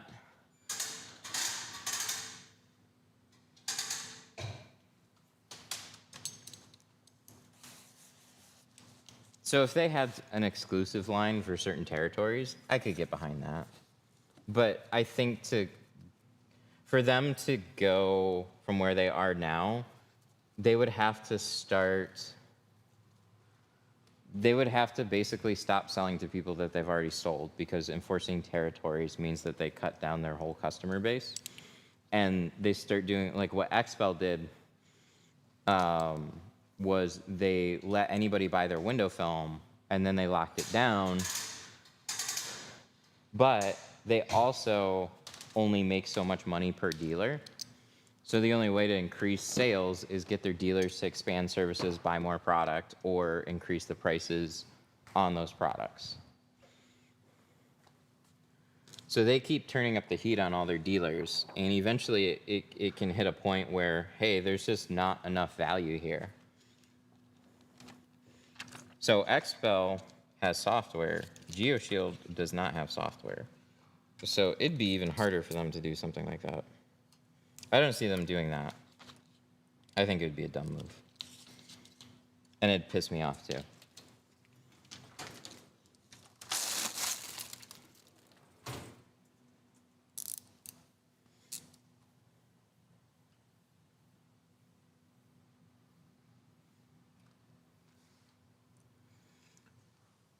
Somebody in the group today said GeoShield was going exclusive like that. Since when? I know they said that they heard it right from GeoShield. They were trying to order a specific film, and GeoShield said they couldn't because some other dealer had to get territory. I didn't read too much into it. I didn't like research it and all that. People were saying, oh, you can buy anything on their site. Yeah, I never heard a change like that. I'm pretty sure I'd get a phone call if they did, but... I feel like you should.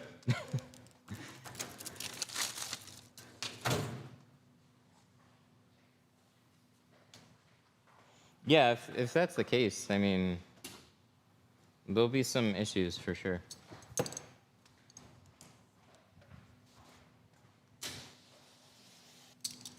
I mean, one of the major reasons why I really like them is how supportive they were of dealers. And it didn't matter where you got your start from. Because it's kind of a big problem. If you are getting into window film and you want to carry a good film, oh yeah, it is for that side. Why did it not seem that way? Because this looks upside down.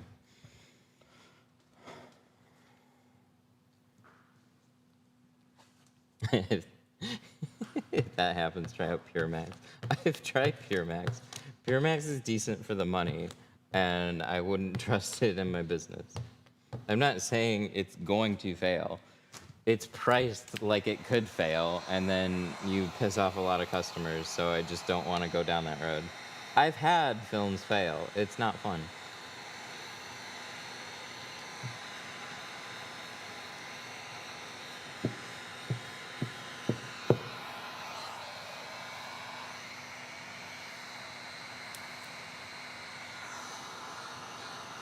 Is Pro Classic good? Yeah, all their lines are good.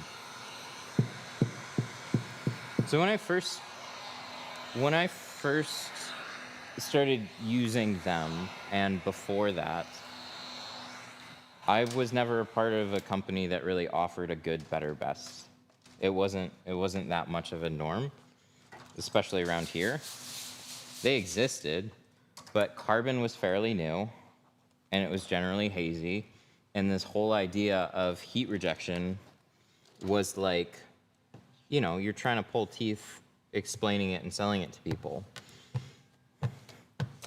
And then one day, heatbox demo becomes a thing. It starts getting a lot more attention. Film quality started increasing. And so it was a lot of stuff that started growing together.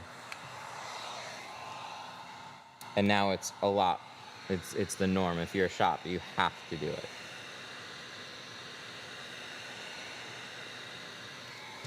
But if you want just a good tint to install, in Geo's lineup, Pro Classic is great. That's the type of tint jobs I was doing. I would tint for a lot of different companies. Just run around from shop to shop every day of the week and just tint cars. The only question I ever had was, what shade is it getting?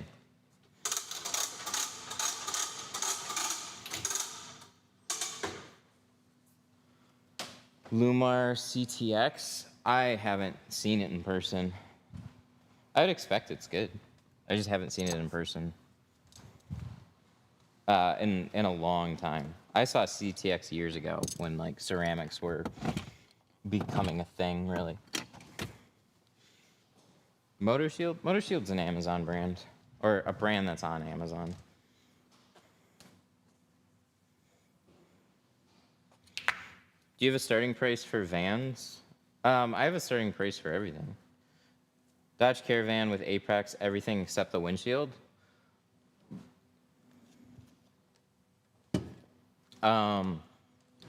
You don't need to do Apex if you're not doing the windshield.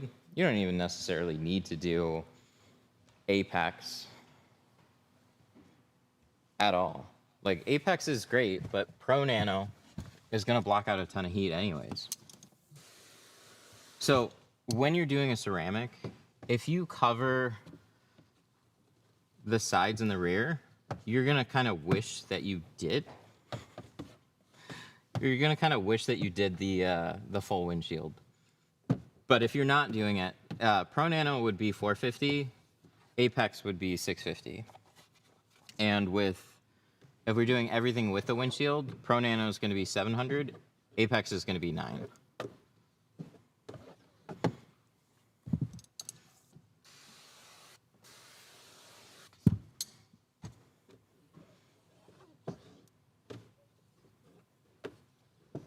I like Pro Nano a lot.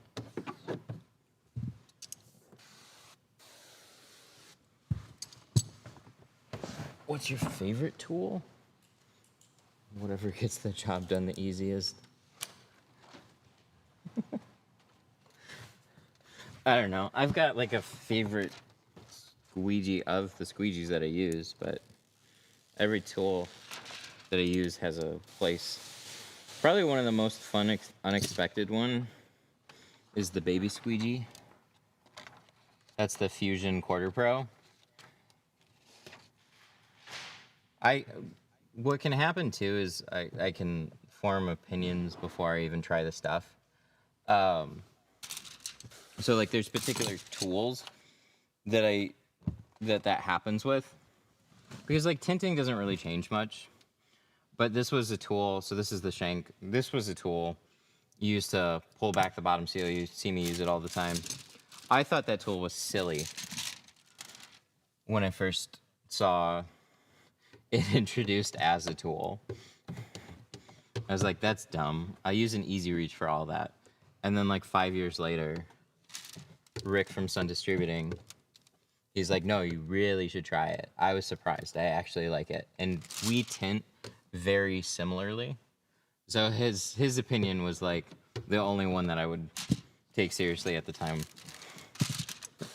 And yeah, it became one of my favorites. I use it all the time. Still use it. Super handy, compact. It's perfect. And then Fusion, like 2 years ago now, they came out with this, the Quarter Pro, and I thought it was an April Fool's Day joke. And I use this thing all the time. Squeegee on a stick.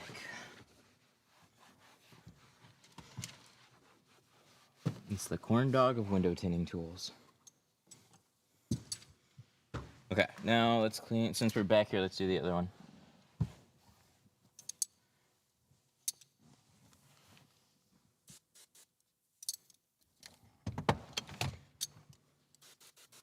Those small squeegees are great, aren't they?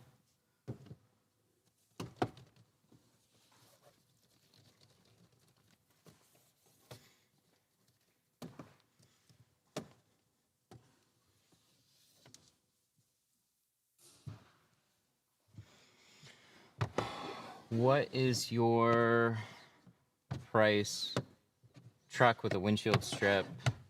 So the truck would be $450 in Pro Nano, an additional $80 for the strip, and then same thing for Apex. So we generally just do a standard windshield strip though. There's no sense in doing a ceramic windshield strip. It's not going to block heat. So if you do, let's say, 5% on the front doors, and then you want to do that same film to color match that strip as close as possible, then you're just using a lot of film to do that with. So then it would be more expensive. But just getting a strip, you don't need it to be Apex or anything.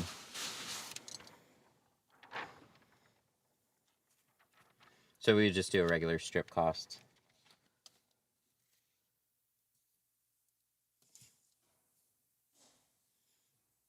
See, look at this. Look at how nice this pattern fit. If they're all like that, I'm having a great time, because then I'll just plotter cut.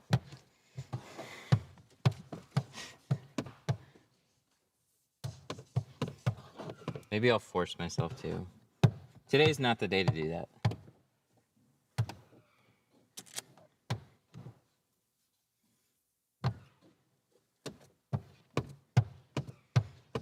Going good though.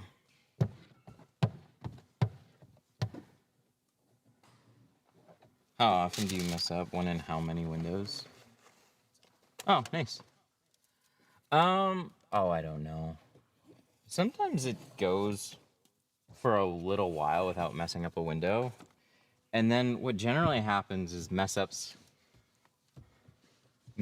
come in groups. So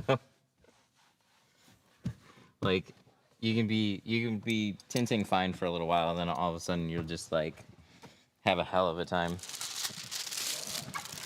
Is that you with that one right now? Yeah, and it's not because it's difficult, I'm just having a hard time. There's nothing hard about it. That's the worst. It's like, this should be easy. I should be done with this. What the fuck? Oh, I know that. Do you use Core or what program? Yep, this is Core. This is such a pretty, look at this. Look at how nice this looks.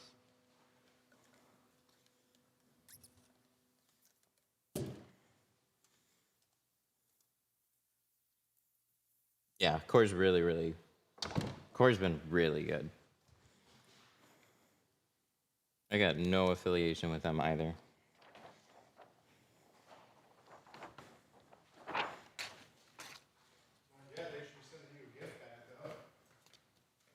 They really should. But, or maybe a free subscription at least.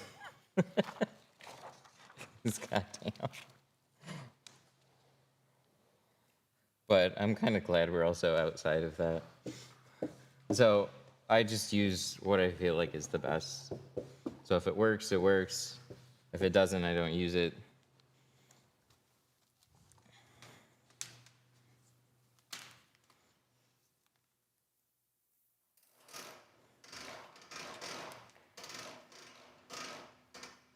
Do you ever go mobile service to customers' locations? No. That used to be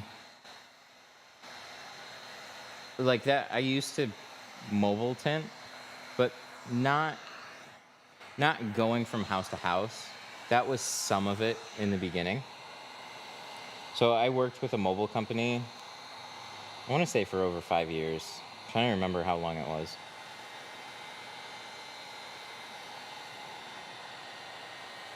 But it was for quite a while, and they would accommodate houses as long as the customer had some place for us to tint. But we would get phone calls, like they sent me out to some places, and I swear they just didn't ask or got confused. Because I went in the middle of winter to an address that they sent me, and it was an apartment complex, and they had like covered carports. So the guy just basically must have lied about having a garage. And it's like, I obviously can't tint in a covered carport with snow on the ground. That's not happening.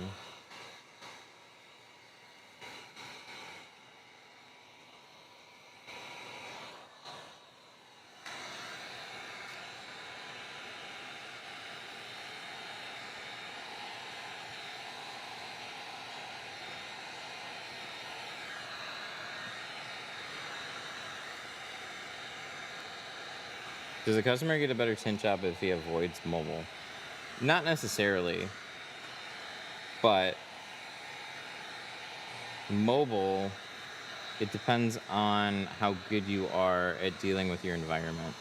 So I feel like you should always tint inside a space where you can control your weather at least.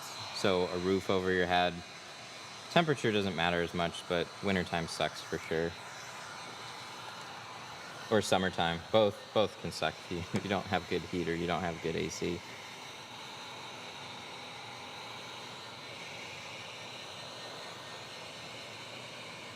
But lighting can make you feel like you got a better job than you did, and then you pull it outside. But the thing about like your average mobile tinter is like if he goes from house to house, like there's usually more than one house he's trying to hit inside of a day. So it's get to your house, get the keys, get it done as quick as you can, and then move on to the next one. So if you have to fix something, you're going back there just to fix it. You're not making any money by making that drive again. You're losing quite a bit of money. And that's where, if you get a mediocre job, sometimes the guy's not going to want to come back and try and fix it, or he'll just brush you off and not answer his phone anymore. And like, what are you going to do about it? Where guys with physical spaces, you can go back to them, but you can still have the same issues. A bad shop is a bad shop. Bad mobile tinter is a bad mobile tinter. But when you have more stuff that you have to deal with,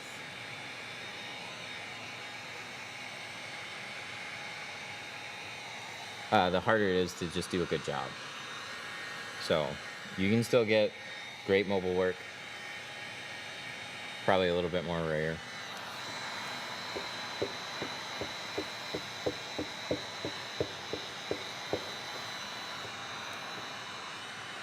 I wish I went to you before going to Utica Auto Spa. Are they a detail place? That's another thing too. Like the best looking shops usually have multiple service and things going on, and I totally get wanting it to be like a one-stop shop where you're getting great work, like detailing, PPF, window tint. But every shop suffers from the same problems of getting properly skilled people doing really, really good work. The more services you do, it's hard to keep up with everybody.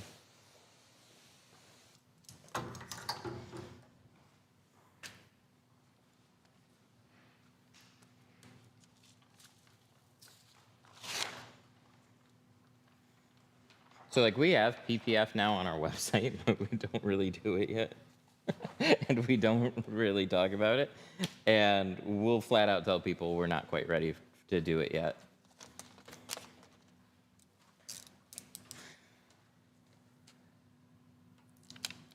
Need a really good PPF guy. Oh, look at this. Yes. That's perfect. That's what I want to see.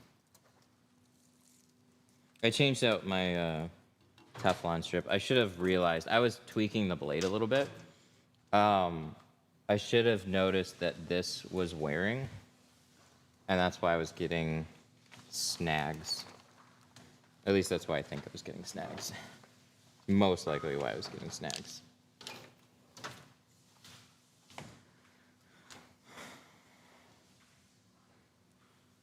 There's still businesses in Detroit.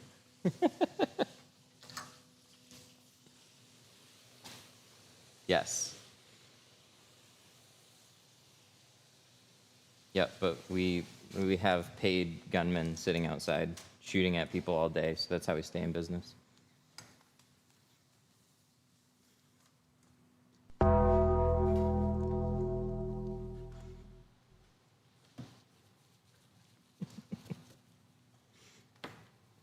That's a sound effect. We should put machine guns on there.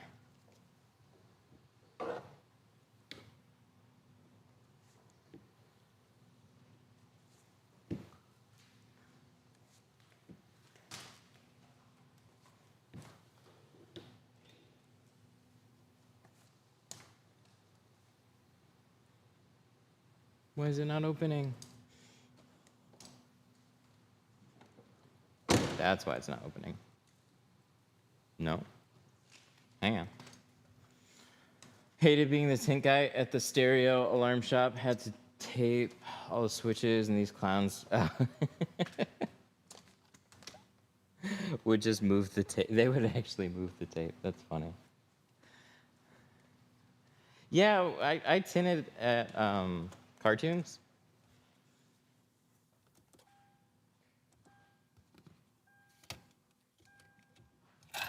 I forget that I have the sound effects. Is this just so dead? Is that what we're dealing with right now? I think that's what we're dealing with right now. All right. Well, let's put a charger on it.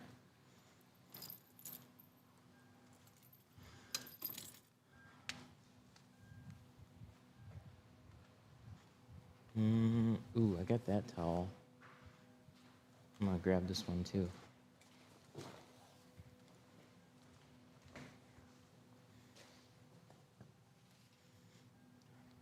Which blade do you use for your plotter, 30, 40, or 60? Use a 25 or a 30. The lower angle for window tint, the better.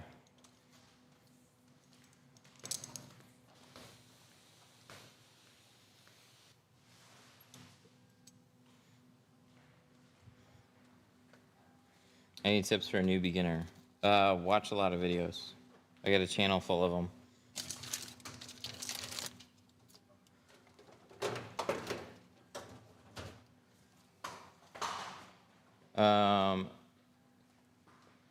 Snuggle for fabric softener. Yeah, for dryer sheets, all I use is Snuggle.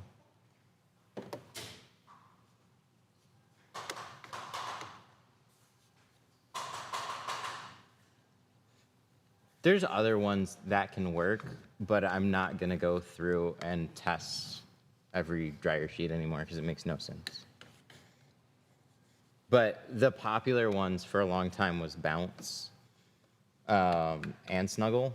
Like there's a bunch of them that you could use just as long as you stayed away from like the very generic ones. Even Costco has a decent option. Some of it has to do with your film. So certain films will just stick harder to certain dryer sheets. Like it's weird. Like you're dealing with that kind of stuff. And it's like, oh, I wouldn't have thought or expected that.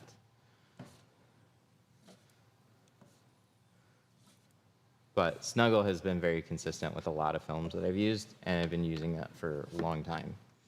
So, Snuggle. Snuggle it is. Where'd my, oh, it's over there. Oh, it's fine.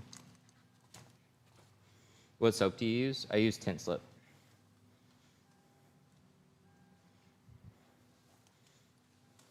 What do you use dryer sheets for? You'll see it with a windshield, but I use it for the heat shrinking process. Just think of it like a wax. So it just helps put a waxy layer on the window, makes heat shrinking possible or easier. But it's just for heat shrinking. A lot of products that tinters use don't have any, like, these products didn't exist. So, like, tinters had to figure out some way to heat shrink. And so it's just a lot of trial and error. And then over time, products started to come out that are either like industry supplements or better options, like especially like squeegees and stuff like that. So that's where baby shampoo and some of these things come from. See, live stream will end in 5 minutes if I don't do a puzzle really quick. Nice.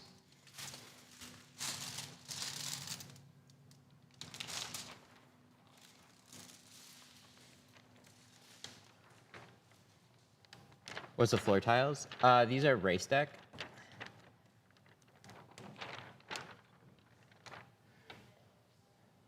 It's their free flow system.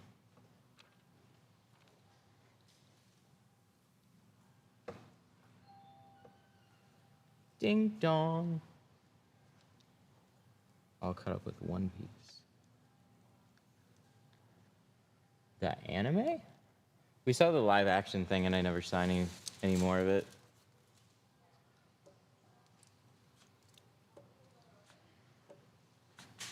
Flashlight. Harbor Freight has really good stick lights. The Icon, super bright, compact. I like just the thinnest, brightest stick lights that I can find. That's what I go for.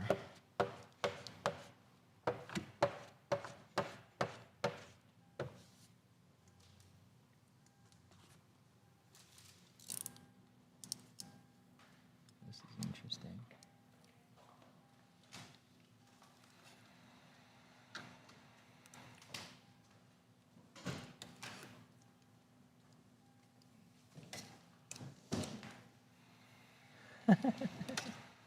The ADHD in this video is contagious. Oh, I hear that.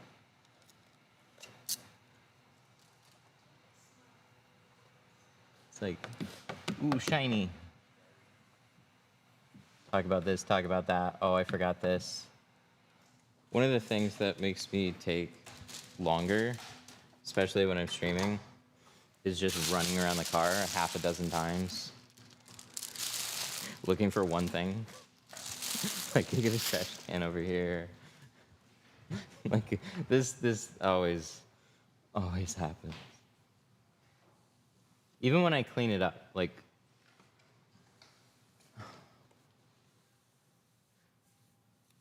we get the shop all cleaned, it looks great, we tint a car, things start getting misplaced again, and next thing you know, I'm hunting stuff down and my drawers are all messed up again.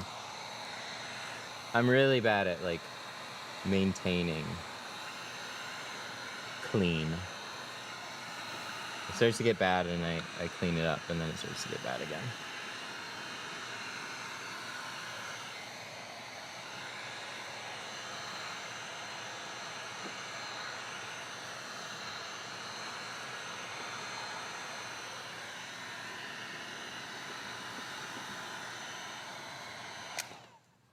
Do you have a toolkit online? Yeah, we do.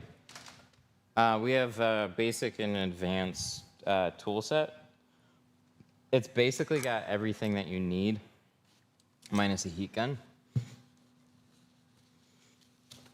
And it's really like all the stuff that you see me use to tint a car is like in the pro kits, just to try and make it a little bit more simple. Like, what do you use? These are what I use. Okay, cool, thank you. I love watching your videos. I have a small shop here in Philippines, but my biggest, Philippines, damn, how are you guys doing with the flooding over there?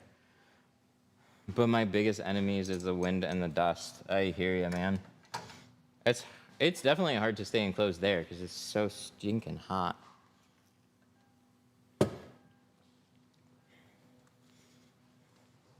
My wife was showing me flooding that was happening, and that's pretty friggin' scary.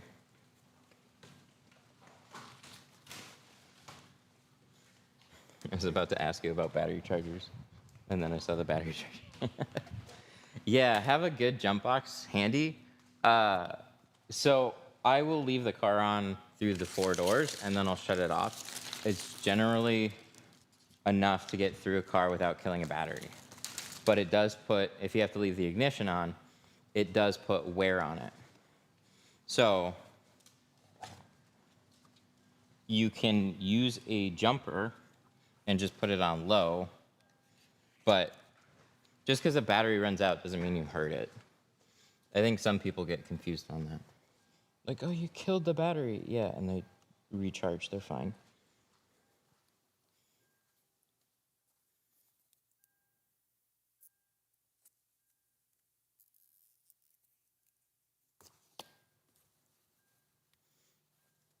I just need the accessory, but sometimes the doors don't work unless you have the ignition on.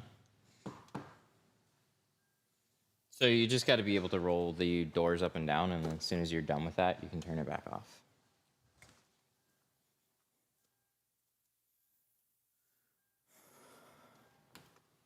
Do you go over rules and regulations about flat glass seal application during a flat glass seal application?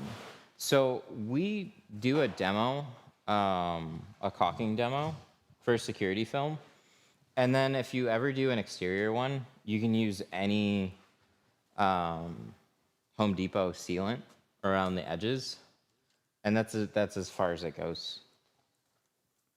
That's really all you need to do, at least with Geos films.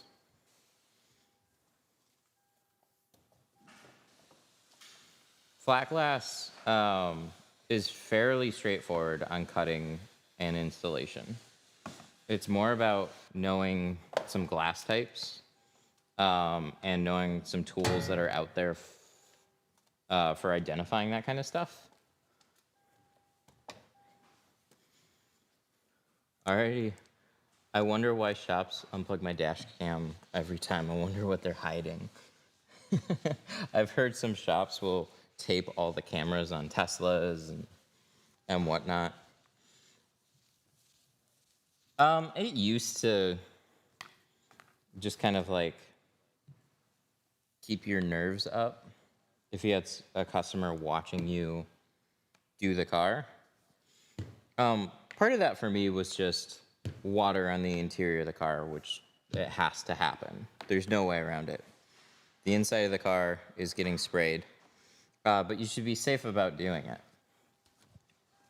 So there's some shops that are just like, whether it be shop talk or, you know, maybe they're just behind that day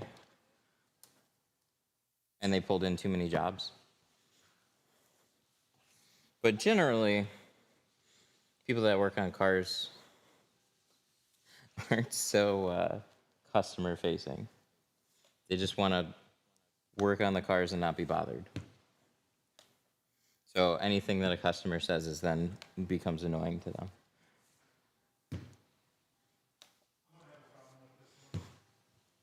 What? The glass. I use cut, I still see where I have. Dude.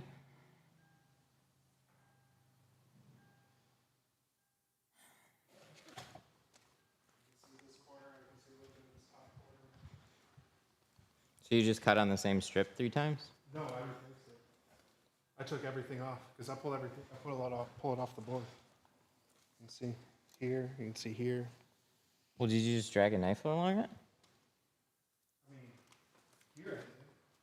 This looks like cutting my rough cut. God. Dude.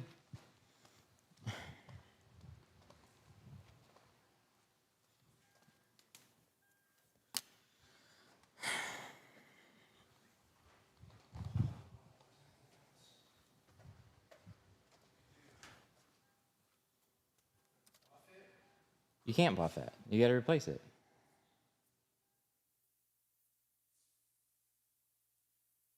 I mean, you guys had a conversation about it before you did it. I know. I told him to use tape around the edges. Yeah, and then did you just cut on the glass around it when you rough cut it?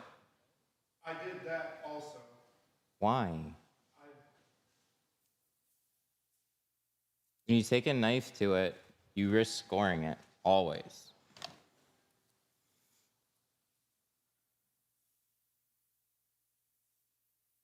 on the edge here.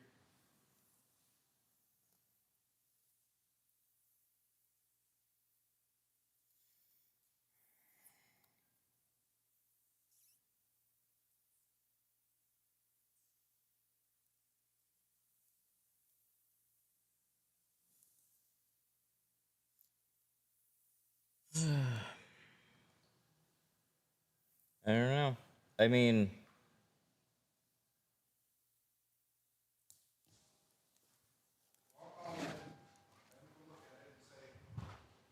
I'm not going to argue with him that I didn't do it. Like the last shop did. Say this is what happened on the last one. ay.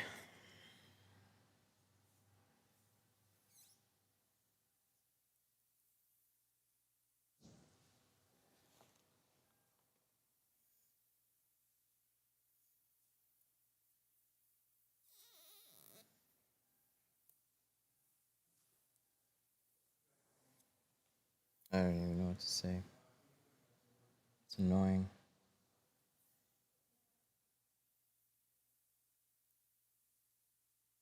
It's just so when I'm prepping this, I'm putting a line of glass aid on here. I'm gonna cut on there, and I'm not gonna drag a blade anywhere else. Anywhere a knife touches on glass has potential for creating a little scratch line.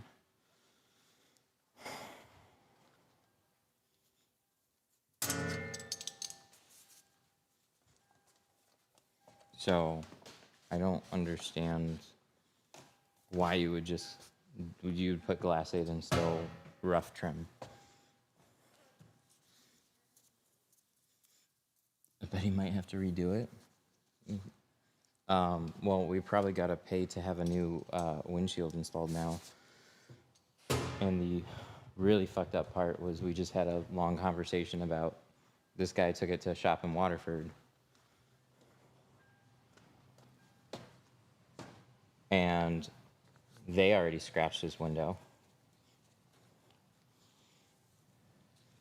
And so he had the windshield replaced. And the place that replaced his windshield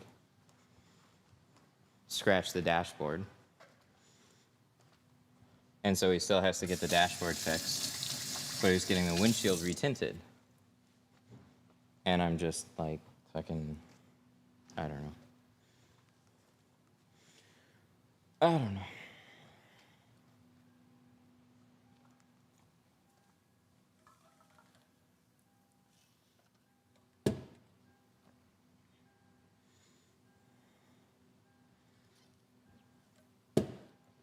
Just doing things unsafe.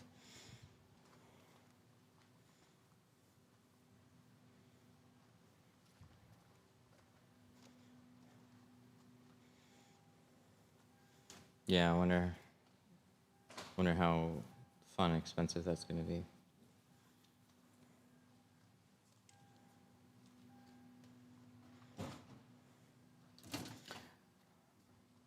All right, so we need 50%.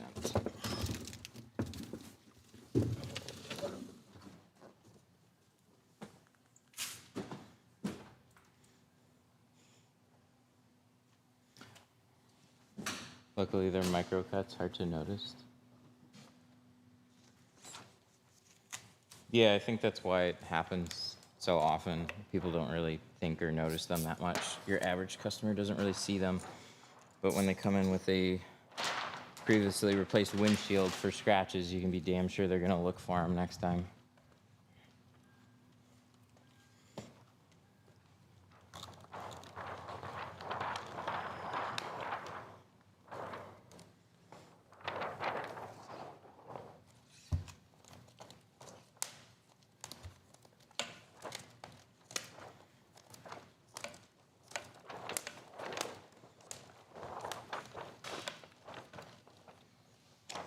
It's just, it's frustrating.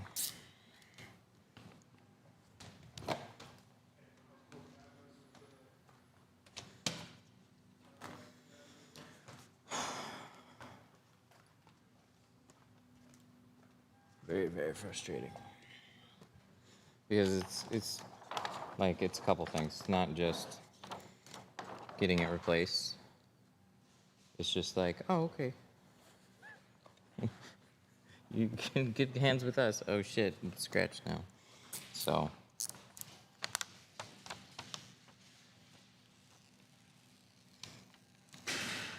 What kind of tint is, okay, so one thing that I'm gonna point out when I'm doing it here is if I'm using a knife and trimming out a windshield, a rough cut, any cut, is not happening on the glass. So if I'm using a knife, I'm not just cutting on the window. I'm gonna lift the tint and I'm gonna run my knife and I can hold the tint up and cut that way, or I can use a safety cutter.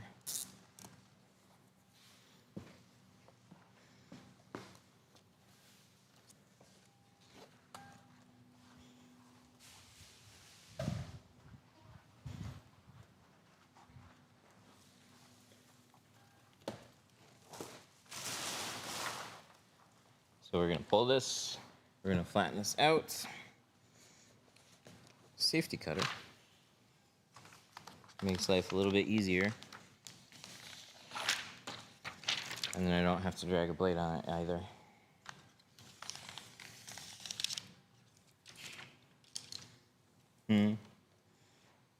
The windshield already had scratches on it. The windshield was just replaced. If there were any.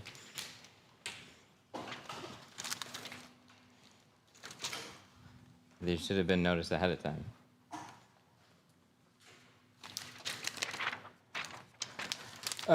They don't make knives, special knives for jobs like this.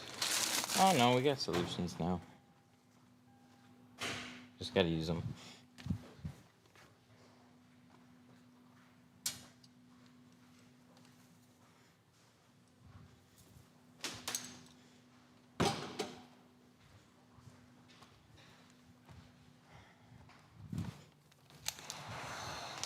All right.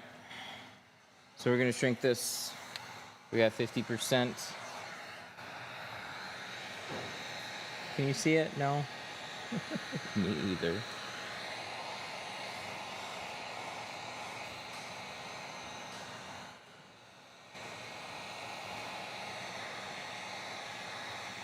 Yeah, rough cuts don't need to be on the glass.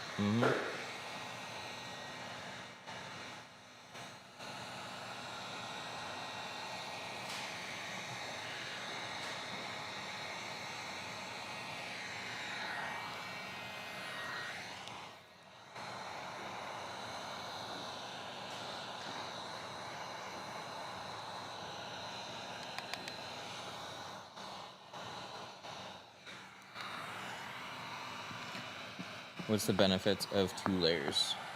2 layer ceramic tint. 2 layers is more better than 1 layer, but both are still awesome. A second layer is like tinting it twice, but it's all in one film.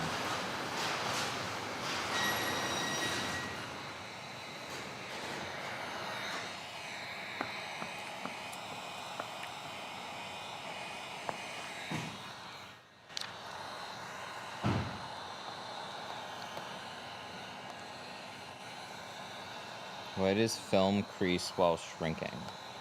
Film creases because you didn't shrink it enough.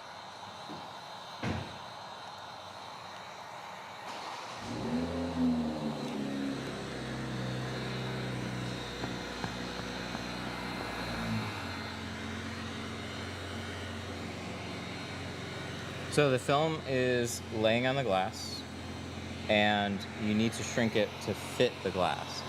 And if you don't shrink it enough, what you're doing is you're compressing film together, and film is very rigid. So it has no choice but to fold and crease on itself. There's no way around it. So in order to prevent film from creasing, is you just shape it to fit that curve of the glass. So when you smooth it forward, there's no film left to fold over on itself. And then it's not gonna crease. So all I'm doing is heating up the film, and I'm watching. Why no rough cuts on glass? Because that's where scratches come from, my guy.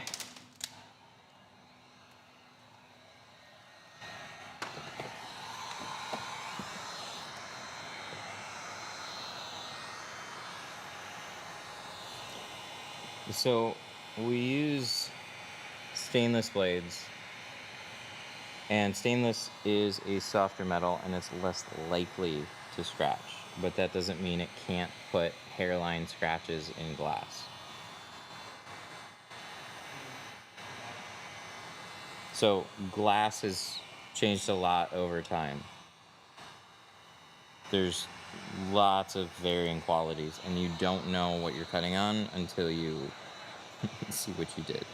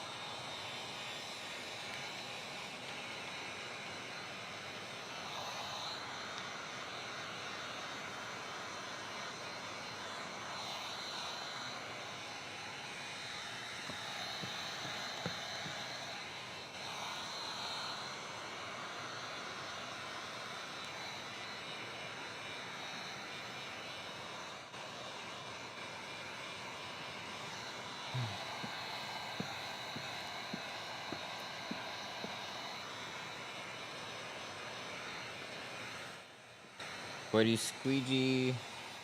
Oh, why do you heat one area and then heat the next before you go back to squeegeeing it?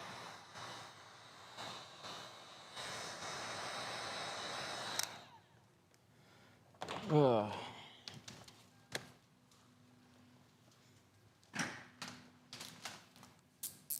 So when you're shrinking, you can put little, oh, we gotta shrink a little bit more here. When you're shrinking and you press it down right away, especially with the ceramic, the film is still warm, and you can get little impressions. I don't think I've ever noticed it on a back window, but I've noticed it sometimes on a windshield. So the safest thing to do is just let the film cool a little bit before smoothing it forward. But when you're shrinking, you got to keep in mind that shrinking and heating are two different things. Or like, no, sorry. Shrinking, heating up the film is one thing, and then smoothing it forward is completely different. Like the smoothing it forward, carding it, that's just an organization. So the heat gun does the work, and the card organizes it. So you don't have to do both of those at the same time. You can shrink some, let it cool off, and then push it forward.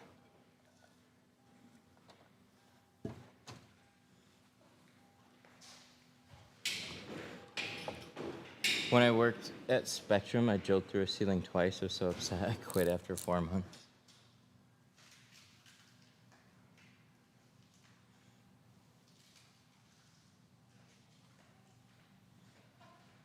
The glass can hold a lot of heat too. So when we're cutting, I'm cutting specifically on the white line.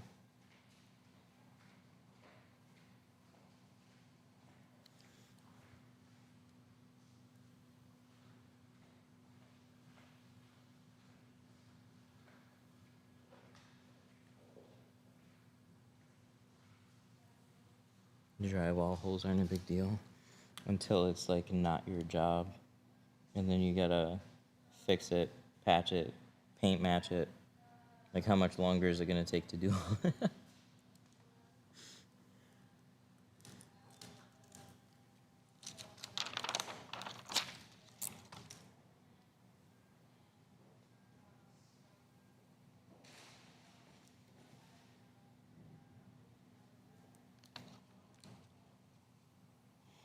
When it's on a Jetta or an Audi, do you just cut closer? Yeah, so you can cut anywhere on the line, but when there's more precision, you're just gonna have to take time, a little additional time, make sure your line is as neat as it can be, and then you can cut closer to that edge. But the reason why I put Glassade on the edge of the border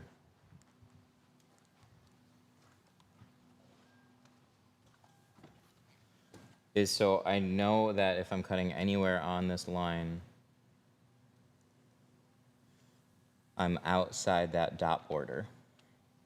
And so I can change my margin by just cutting in the center, farther inwards. So you can imagine that the line's not even there. So like how far would you cut this past that dot border? Well, look at the line and figure that out.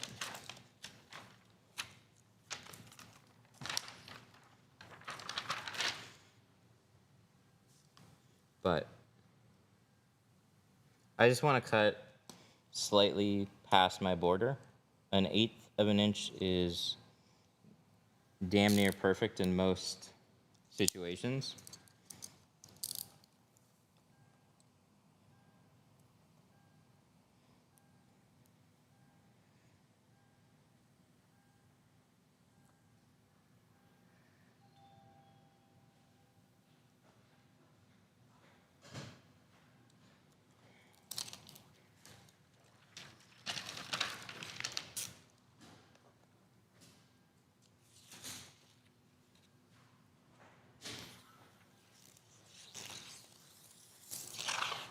Whoa. Stop. Pull this side. And we'll run around and go grab it.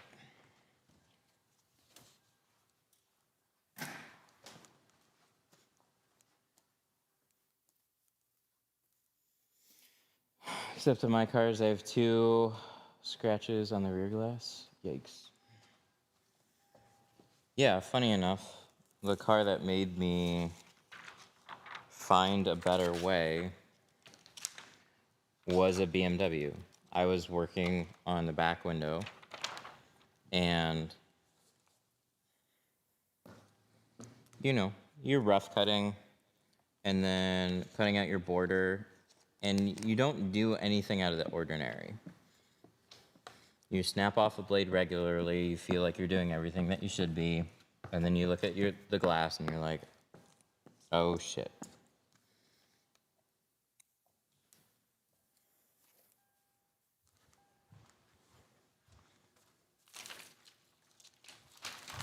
So, I've had it happen. That's why I don't screw around with cutting on glass anymore. Or if I do, I'm really, really selective about when I do it.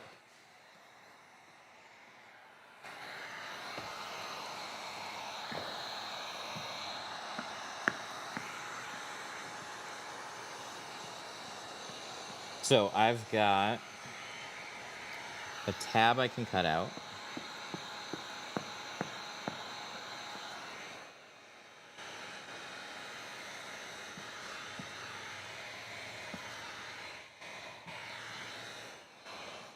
I felt the scratches as soon as they happened. Ooh, then they were especially bad. So this is happening all the time.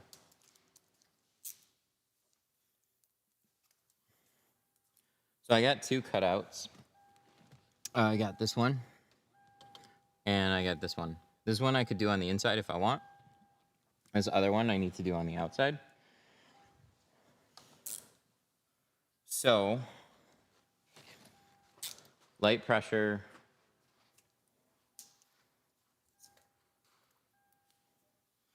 Light pressure.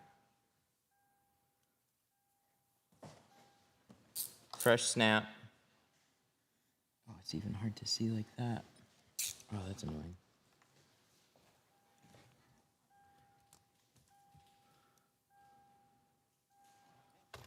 I don't snap my blade enough. I'll go through basically an entire blade on a car. It's like every couple cuts I snap off a blade. There we go, that's better. So if we're going to cut low angle,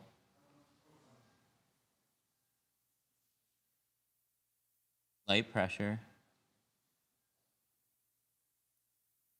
and just be very delicate with it. But the bigger your cuts are, so if I'm cutting around the whole thing, and when time starts, you redid it 3 times. So every time you're redoing it, your risk is going up a little bit.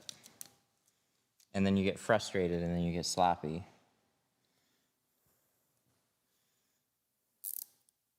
So that kind of stuff can add up, and that's likely what happened. But we can't get sloppy.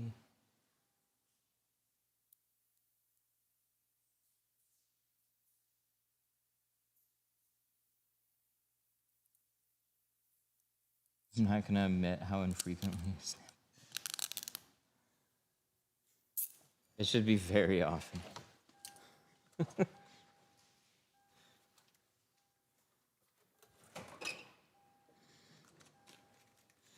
Part of it depends on a little bit on what you're working on. So like, it's easy to treat every vehicle the same.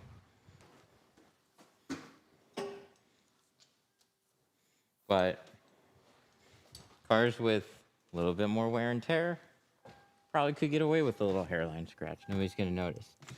You get a brand new, nice, somebody that talks about their car a lot, be careful. So I just try and stay extra safe by applying that to everything that I work on. Because why wouldn't you? It's just how, we had this car, and then we added a windshield because, yeah, it's just a windshield, and then, we'll see how that situation turns out.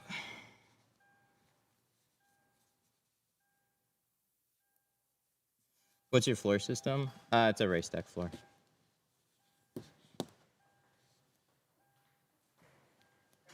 Yeah. He saw it. He's okay. Yeah, that's like you have to like zoom in with like a razor, That's not what happened a jeweler's loop to see it. Oh, okay. What the last place did is it was essentially like all the way across, like you took a 9-penny nail and dragged it across the top. It was here and then a giant scratch right down the middle here. Oh, wow. Yeah. Where'd you take it to? Preferred. It's a place in Waterford. Hold on, I'll tell you. Okay. Prestige Protective Films in Waterford. Okay. And He the did dude. get it at BMW of Rochester. Oh, really? Yeah, and the dude was like, well, I don't know how that could have happened. I'm like, he's Okay. like, did we do it? I had pictures of I always take before pictures before I take it anywhere. Yeah. Any car, because you never know what's going to happen. Yeah. Yeah. So the windshield's $1,500. With the HUD, it's acoustic glass and a HUD. Oh, Jesus Christ. So yeah. I knew it was not. And I had less than 1,000 miles. I had 200 miles in the car at the time, so I'm like 200 miles. Right. Right. I hear. Sorry, I'm live streaming, but Yeah, that's okay. no, I'm. I don't want to trash anybody, but yeah, it was like right across the top. Okay. I was like watching your videos, and another person recommended you, so I was like, all right, well. Yeah, we're extra particular about things that go on here, and I don't ever want to have something like that happen. So, like, I'm incredibly sorry that it did. Yeah, no, you can't even see it. Okay. Like you have to, like, if you look at it, Yeah, I saw it. I mean, you have to like. Yeah, but I still I don't like it. So that's where. I'm gonna go wash it. If it cracks, I'll be back. But, No, it's just it shouldn't. If you have any issues, let us know though. And just give them $50 off the windshield. 50.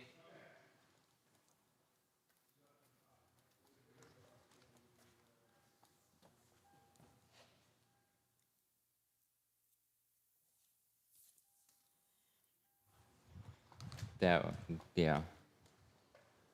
Sorry, I don't want to. Like these are real situations. Yeah, I don't like when it.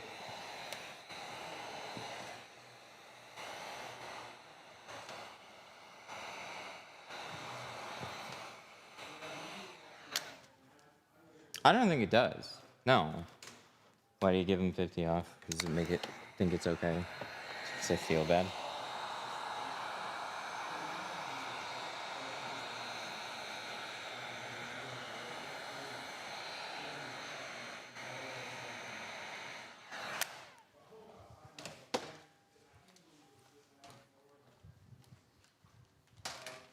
Maybe it was a bad thing. I don't know. I just like.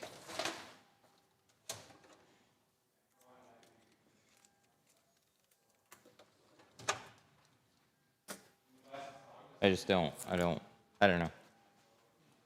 It's hard to speak what I'm thinking. I don't like when that shit happens. I want to try and do something nice. That's within my control right now. Other than that, I'm not sure. Outside of replacing the whole thing, so just wanted to try and do something nice. I don't think it makes the situation right now because he said he was okay, so that's number one. But if I can do something that actually makes it feel nicer, I don't know. Sorry about that. Thank you very much. Yeah, no problem. All right, thank you. Have a good one.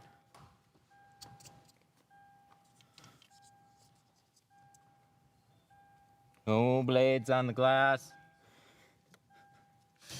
Sheesh. I'm still live too, by the way. That reaction was still necessary. That's a hard thing to hear live. Oh yeah. All right.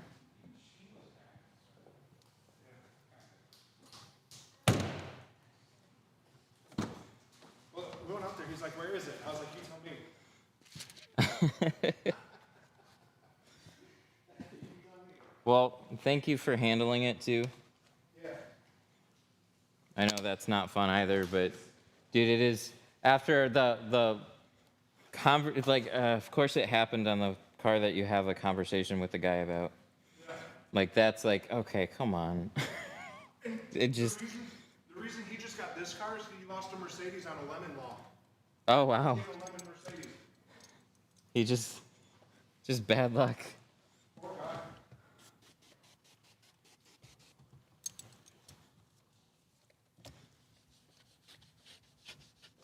You're doing wrapping and tinting? No, just tinting.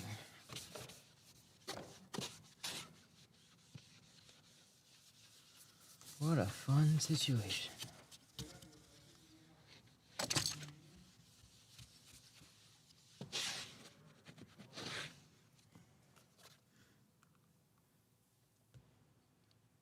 Yeah.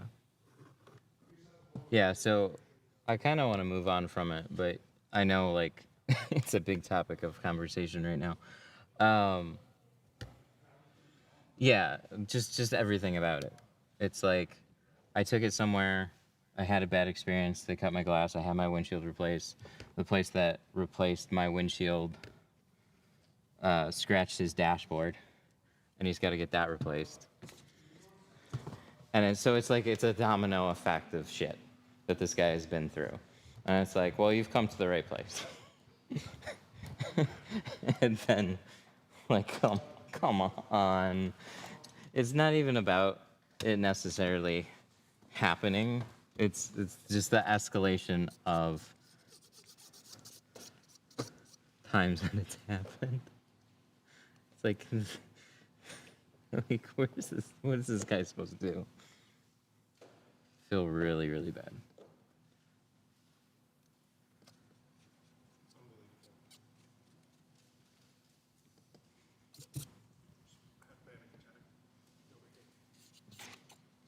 You had one. Yeah, Yeah, that's fair. Me too. it was a communal. Yeah, $1,500 windshield. Because yeah, it's Yeah.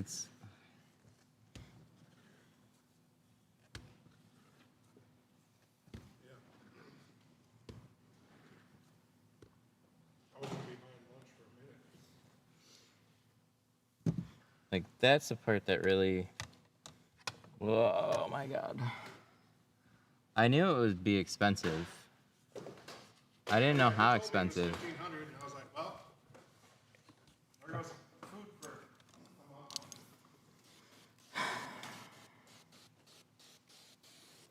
All right, I could lose a couple. You sleeping on that sofa? I already am sleeping on the shop sofa. It's just in a new location.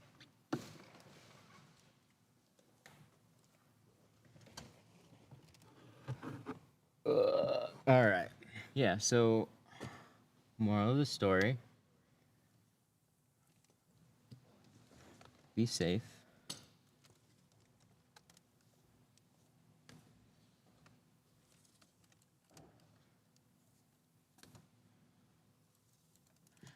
Definitely be safe.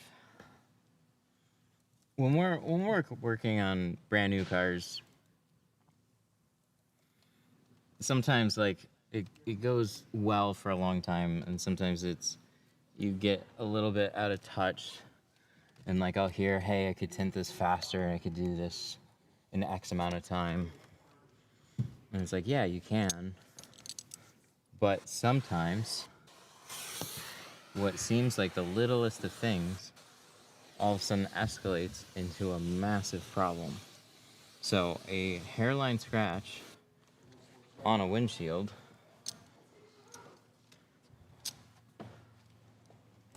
like you can't fix it, you gotta replace it, and then it turns into a, you know, that could be just the glass cost, that might not be the entire cost, I have no clue, but it's special glass. It's not just throw another BMW windshield in there, it's a brand new one, replace it with OEM. I remember I scratched a door window once, that was $550.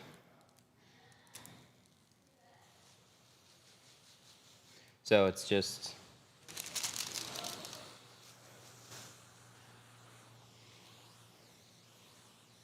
5-10 years ago, like stuff like this, not as big of a deal.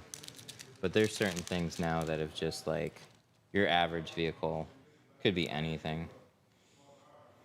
Scratch the paint, scuff an interior panel, any of that.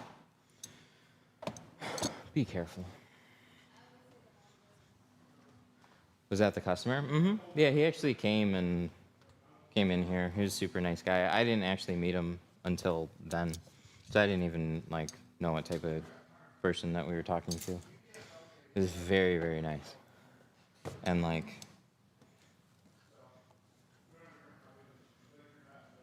I don't know. It just depends on the person.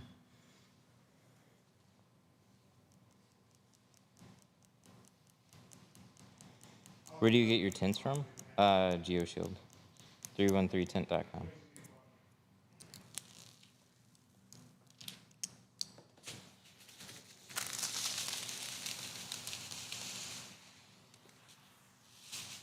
Okay, so we're gonna spray this down. We are peeling the whole liner, laying it back down, and we're gonna roll the whole thing up. And reverse roll it. The last window that needs to be done.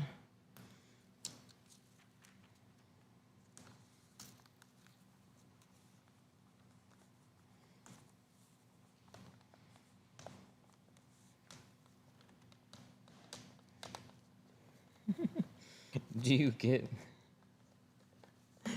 vehicles that died? I'm pretty sure this battery is very low and needs to be charged a little bit. It does happen. It's fairly rare. But whenever something's got a little bit of age on it, it can happen.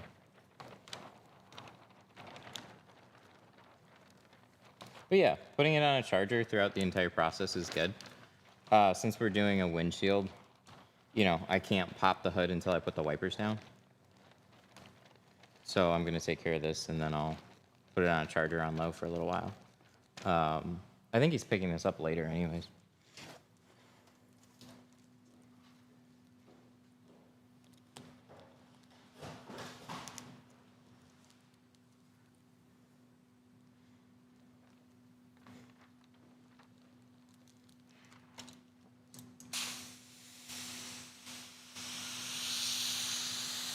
Do you always reverse roll? On windshields, I do. The customer being nice was just pure luck. 100%. That easily could have gone the other way.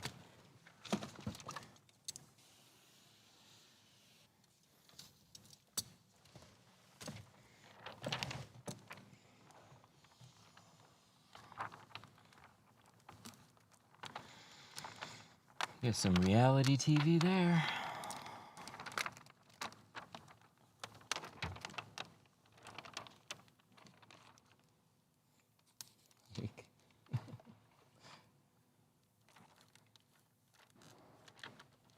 How do you get the tint to adhere to the dot matrix? I don't. There isn't a good way to do it.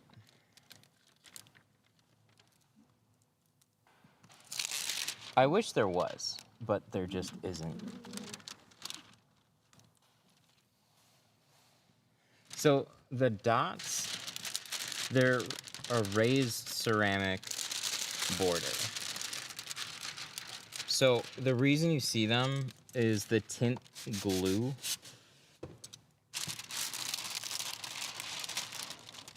The tint glue doesn't fill in the little air spaces, so that's why you see a silvering. That's why dirt specks look bad. Anytime there's an air gap, you see that because the film is not sealed down to the glass anymore.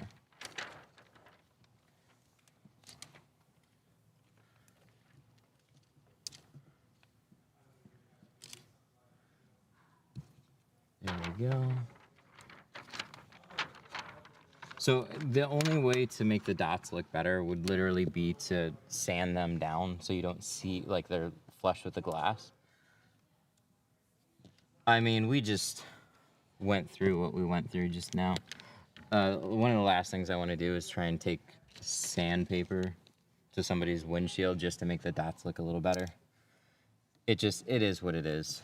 I wish there was a way we could make it look better easily, but there just isn't. Okay, cool.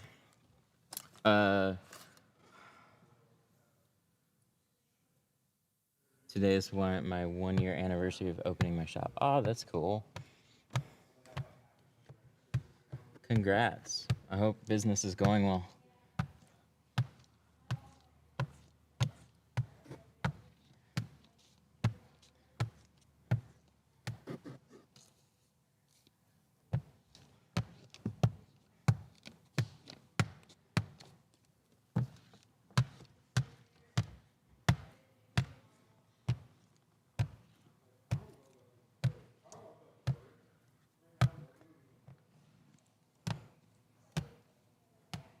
Do you have a video using clear glue for the dot matrix? No. I don't. Maybe. Maybe I got a real old one of it being an option. So, but it depends a little bit on the type of dot matrix that you're dealing with. Those types of situations don't really exist much anymore. So there used to be vehicles from like 2005 and up that you could, like, that would have a really big dot matrix on a back window. You don't really see that styling anymore. They use thin dot matrix borders around the entire thing in most cases.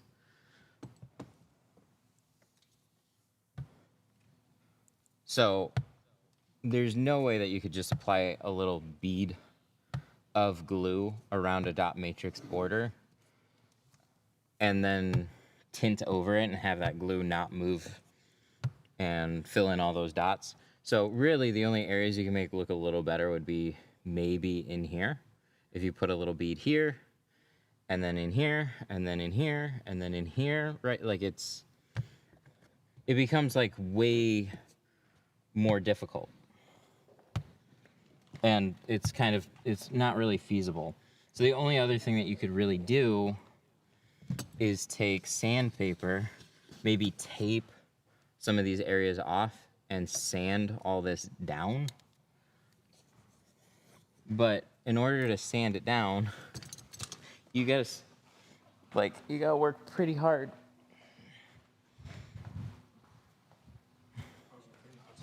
Oh, okay. So it's not really practical.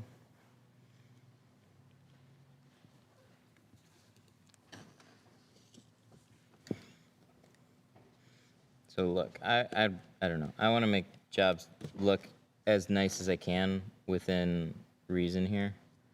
And there's just some things that are like, how much are you charging? What's your industry norm? And so like, is it entirely impossible? It's like, no, I'm sure somebody can figure out a way and has done something.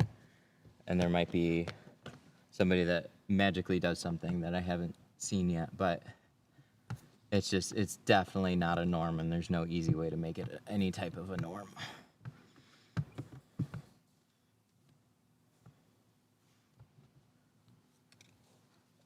There's not even enough money there for that kind of detail work. Pull the glass? I don't know. Like, what do you gotta do? Who knows? But it's probably not realistic. Like, it's hard for me to even, like, I can't even physically touch the dots that are at the bottom there, really. So, good luck trying to get something down there.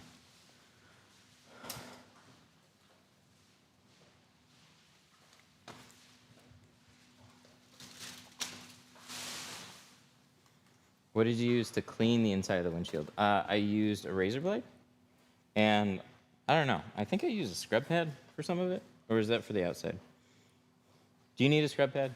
You got one? Okay. Then I think I used a scrub pad on the inside for part of it. But most of the time I'm using a razor blade. I'm just trying to be really thorough.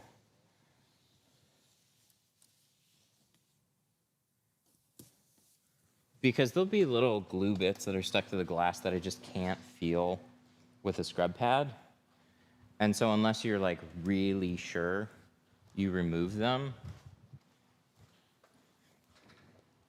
Like, you have stuff on the outside.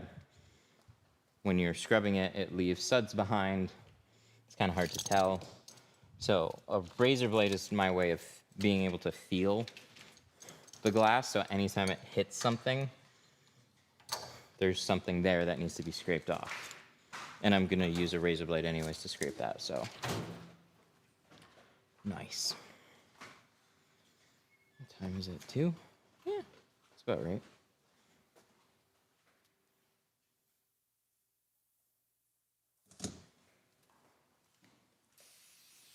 Oh, let me get a new one. That one's a little damp.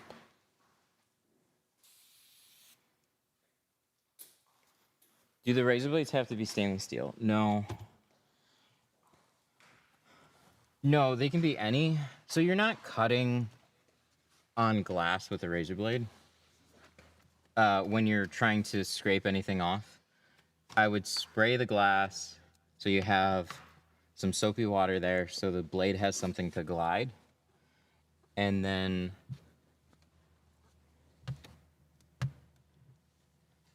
it's just going across the surface. So one interesting thing to look up is windshield chip repair. And you can see how they actually because they'll fill a chip with resin. Look at what they do when they file off the little bump that the resin creates, right? So they have to basically make it flush with the glass. So look up some videos on that, and you'll get a little idea of kind of what can be done. But we're just taking it, and with a really low angle, we're scraping the surface of it just to knock off any glue.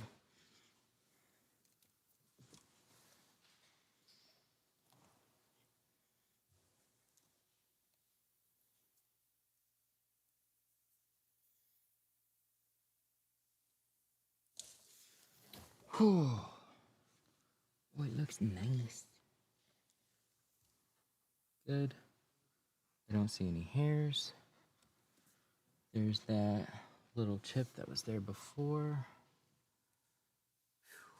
Sweet. This looks good. This looks really good. I'm very happy. Now we can all go to bed peacefully.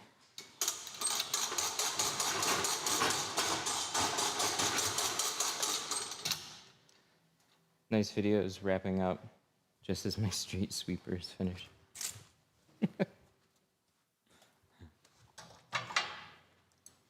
You like in Chicago or something?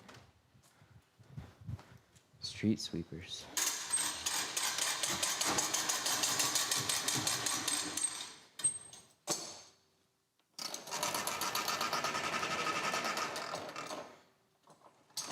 That would get annoying. All right. Make the employee pay for therapy.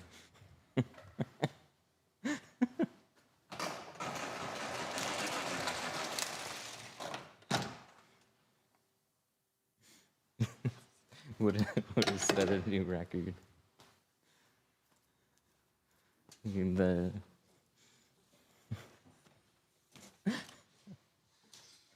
The conquest.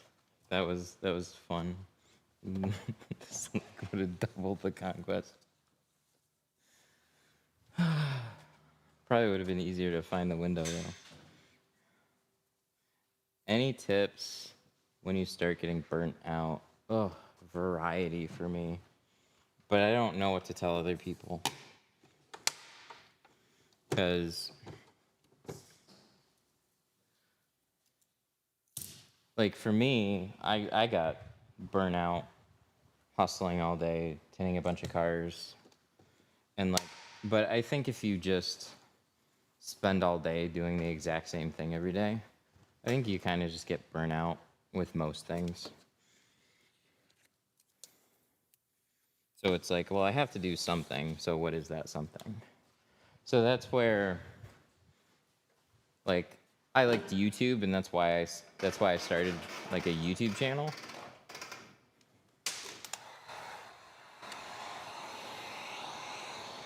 And that gave me that gave me a lot of variety with it. It was more fun to start making videos, and I did that for a while. And then years later, I got into live streaming it. And so I have fun live streaming, but I wouldn't have fun if I live streamed everything all the time. It would then kind of kill the funness of live streaming for me. So some of it is just tinting a car. It then becomes relaxing. Because if I can just like not do anything else and tint a car, it's like, oh, well, this is nice. But then if I only do that, I'm like, well, shoot. I haven't live streamed in a minute. I would really like to do that again. Or make a video. Or do something. So I don't know. I think variety helps a ton.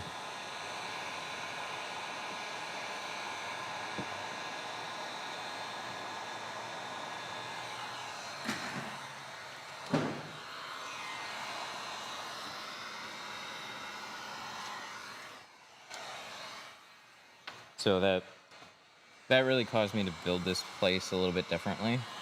'Cause I worked in a number of different types of shops. I did mobile for a while. Worked in a high production shop for a while. And then honestly, like the business part of this kind of blows.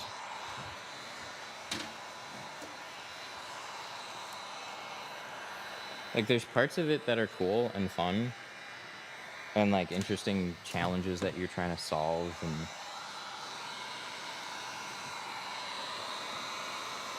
but then sometimes it just gets to the point where certain things are like, you know, become very real and you're like, oh shit.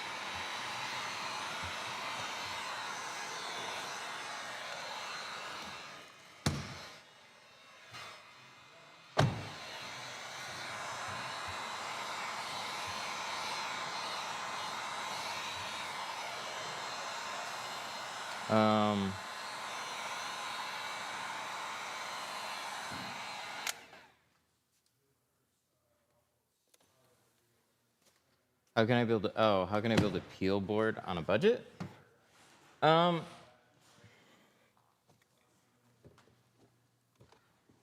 budget peel board. Marketplace.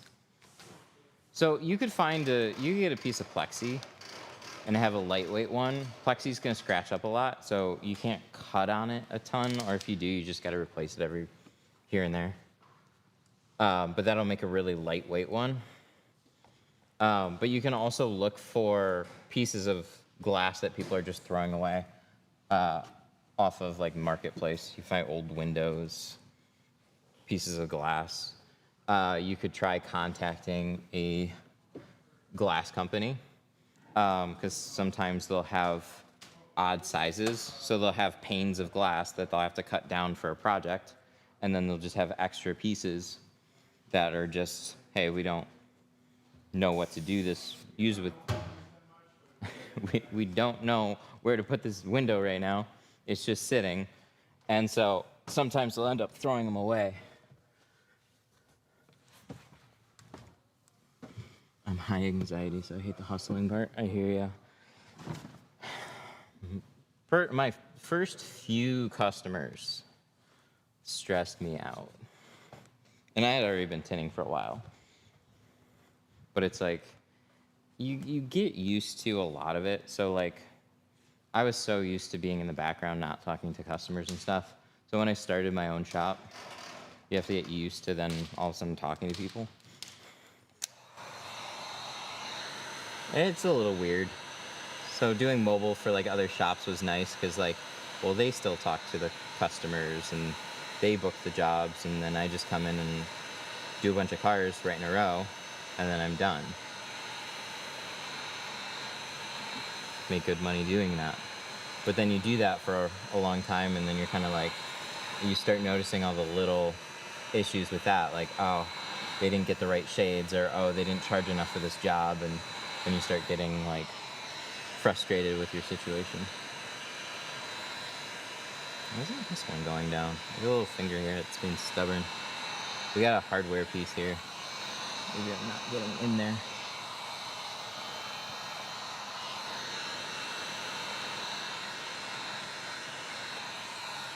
Just one.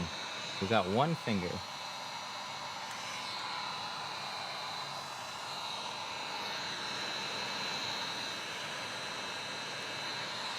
It's just a little bit of water in it. Just kind of get it pressed out and dried. It's in the dots now. We'll let that cool off a little bit. So this was a plotted pattern. Goes around the edges pretty nice. And then I had to trim it short at the hardware. We did not account for the hardware here.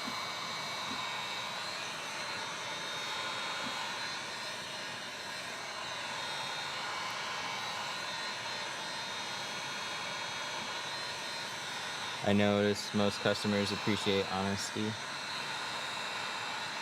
Yeah. Yeah, as long as you're like upfront with them, as long as you have a sane person. I just like there's levels to everything. You don't know if like we didn't see the scratch that was there before, but you hear scratch and like it could be a teeny tiny one, it could be a massive one. I don't know. But yeah, I'm glad that that resolved.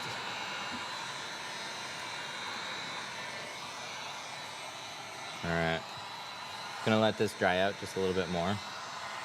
So with these dots and this hardware, it's all in the dots right now. Dots can hold moisture for a long time. So I heated it up quite a bit, and I'm just gonna let it dry out and cool off. And then come back at it a little bit later with a little extra heat. Giving it some extra dry time is gonna be good for it. So the only thing that's making that stand up a little bit is just a little bit of moisture. And I don't wanna, you got hardware there. I don't wanna bust the back window. Cool. Let me see a couple little guys. Do you have my...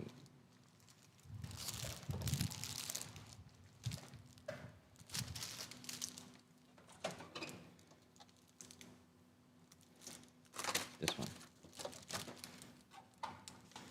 Easiest way to remove GeoShield from a driver door. Okay. GeoShield, if it's C2 carbon, C2 ceramic, or Apex, if you warm the film up as you're trying to pull it off the window,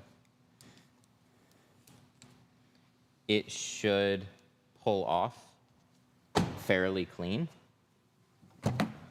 If it's Pro Nano or Pro Classic, just rip it off the window and then spray soapy water on it and then scrape all the glue off with a razor blade.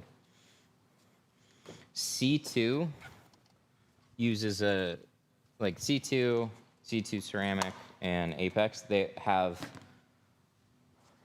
acrylic glues. I think it's acrylic. I'm like 90% sure it's acrylic. So Pro Classic and Pro Nano have, I don't remember exactly what it's called, but it's a different type of adhesive. It's a bit of an older style adhesive.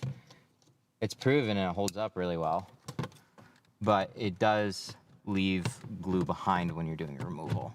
The acrylic glues, which you usually see in carbons and ceramics, because they're usually like Asian products, they usually use those acrylic style glues. Okay. How much for this one? This one's $7. So see them. Oh, there we go. That's why. There's a little cubby up here for this to tuck into. That makes sense. All right. Oh, this curled on me. Oh, there we go. Oil change sticker. Leave that right here for him. Keys. Tighten that up. And then we're good. Yeah, it was supposed to be a Pro Nano job. It's Apex. It was supposed to be a Pro Nano job. But I looked at my 5%, and I probably have a couple back windows worth. I don't know, like it seemed like it was close. It was either gonna be just shy of the back window. So I didn't want to start and then find out I didn't have enough film, so I gave him a free upgrade. Sometimes it's just bad luck.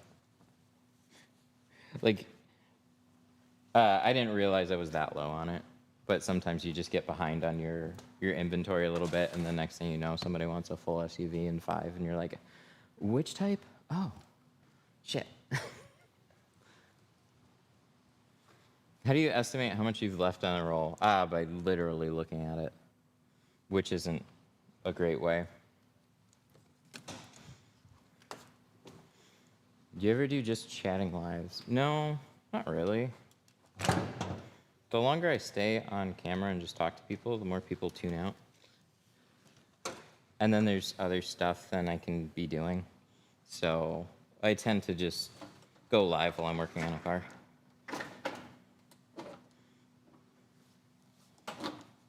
There's a super jet? God, we really have to fix that. Okay, hang on.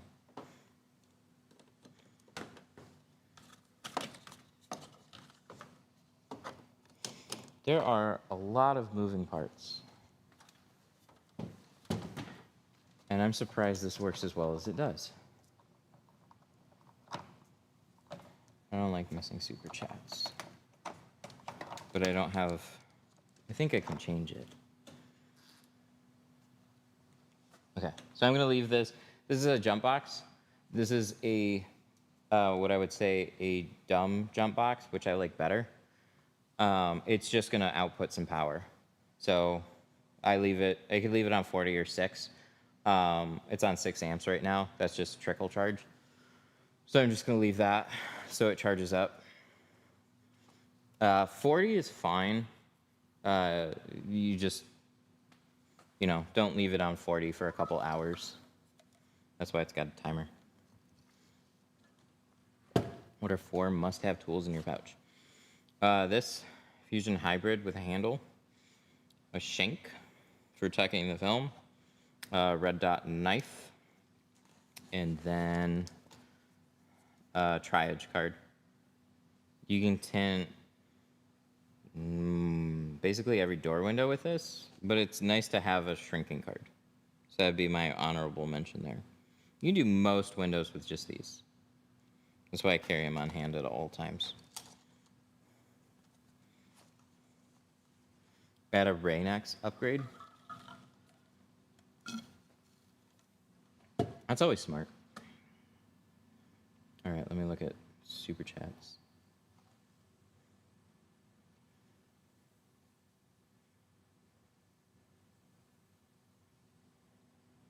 I don't see one. Oh, no, there is. Oh, okay. Here's a problem. You see, we got this. When was this left? Is it just like where is it? I don't know. But it's here. So Antonio, thank you. I really appreciate that. Yeah, at 2 o'clock. It's YouTube. Wanted to make sure you saw this. Extremely thankful for you and your content you produce. You got me through my first year of mobile tinting. So I could be in the position I am now. My shop has been open. Oh, that was that one. My shop has been open for a year. I saw part of the comment. I didn't see the rest of it. I'm now in my shop. I've been... Look, there it is. My chat is catching up because I wasn't on the window. That's why. Lovely. But thank you. I really appreciate that. That's huge. We got a fog machine, that one.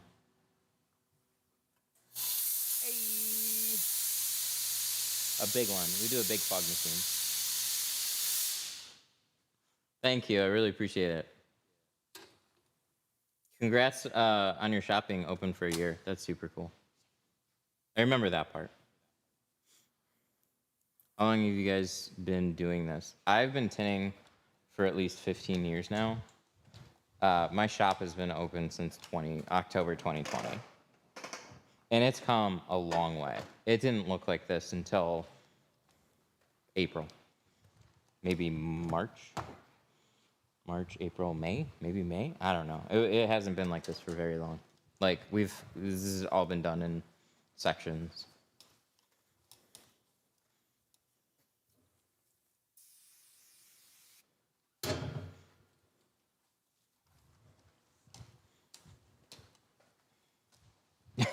Don't fuck the customers. Yeah.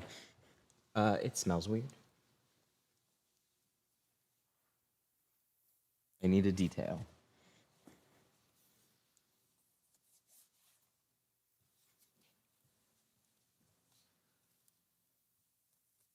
All right. Well, we're pretty good. Everything's pretty much all touched up. I'm gonna let that dry a little bit longer. Looking good. What's your best advice on opening up a shop and currently mobile? Ooh, that's a little easier. Treat your shop like a mobile account. That's how I did mine. So mobile for me was tinting for other shops. So I kept another account around. I had 2 accounts, and then I whittled it down to 1.